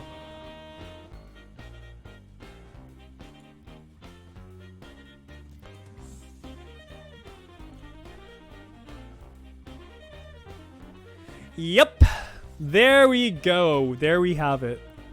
Damn, you're late to the meme party. Altamo, yes, you're late. You didn't miss too much though, don't worry. Also, this VOD and streams from now on, since I actually have proper music now, I'm actually going to put all of the live streams and everything here. Also, as a streamer, you're trying to talk to you for 2 hours and can't talk anymore. You got great stamina. Please. No, you see. Listen, in real life, what I like to do is I do a lot of like exercise and stuff like that, so I do have a lot of stamina normally. But yeah, even though it's a little late, I did rest up quite a lot during the day. I haven't really been doing much, so it's totally fine by me. And this shield, I'll be heading to sleep soon. And yes, Liga, I highly recommend, if you really want to play with like an English-speaking community, you should probably check out Ship 2. But if you do not have the means to like swap from like Ship 6 to Ship 2 or something like that, it's fine, because you can still enjoy the game as it is. Like, as long as you have friends you can play with, you're completely fine. Yep, thanks guys so much for coming into the stream. Hopefully we can do this more. I promise, like for real this time. Like, do you guys want to see more of this? Like, we can probably do like a small like weekly stream, even though like sometimes streams might be like an hour or something like that, but we can still do this like every week if we really wanted to. A lot of it would also depend on Gesti's schedules too, but hopefully I can also do solo streams. Like, I'm actually fine with doing solos. But it's just nice to have Gesti here so I can actually talk a bit more. Although if you guys are this interactive with the chat and stuff like this, I can definitely talk a lot of things. So yeah, I'm pretty good on that. Anyways, right at the end of the stream, I'm probably going to be on Discord for a little longer. So if you guys want to chat, I'm gonna be on Discord. Will I DDLC soon though? I should probably finish that, right? Yeah, because the last stream got internet crashed. Like, my internet crashed like so many times I never got to finish it. I feel so bad for that. I'm so sorry. I can retry doing that again for sure.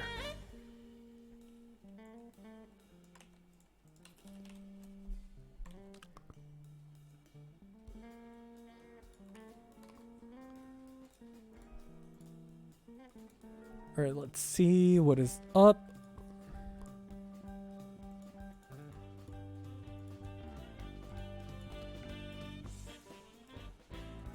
Can you go to sleep already? Yes. Also, Ebby, please. Why Vietnam account though? Oh well. But yeah, this is basically like I'm dead. It was Monica. No, I know. Monica's basically the thing that like disrupted crashed my internet like I don't know how many times. It was so painful. It's just she's basically like half sabotage everything. It was like I'm just doing my thing normally here, and like Monica's like, nope, you don't get to do that. I rule this place. Like, no. Dang. It was still kind of funny and really frustrating though, honestly. I still feel really bad for the people who really look forward to it.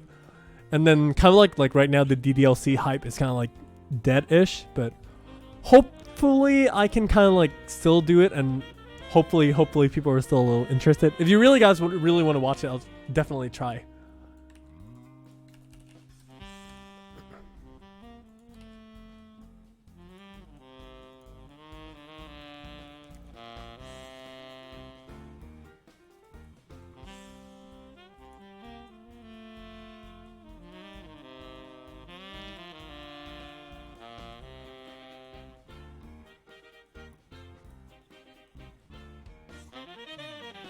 Alright, anyways, like I said, I'll be on Discord for a little longer, so links all in the descriptions. Don't forget to check out Carlos Ian, the Insane and Rain music. Also links in the description. He's provided all the music here that's been playing for like the past 3 hours or so. So, anyways, see you guys soon. Thanks for coming by.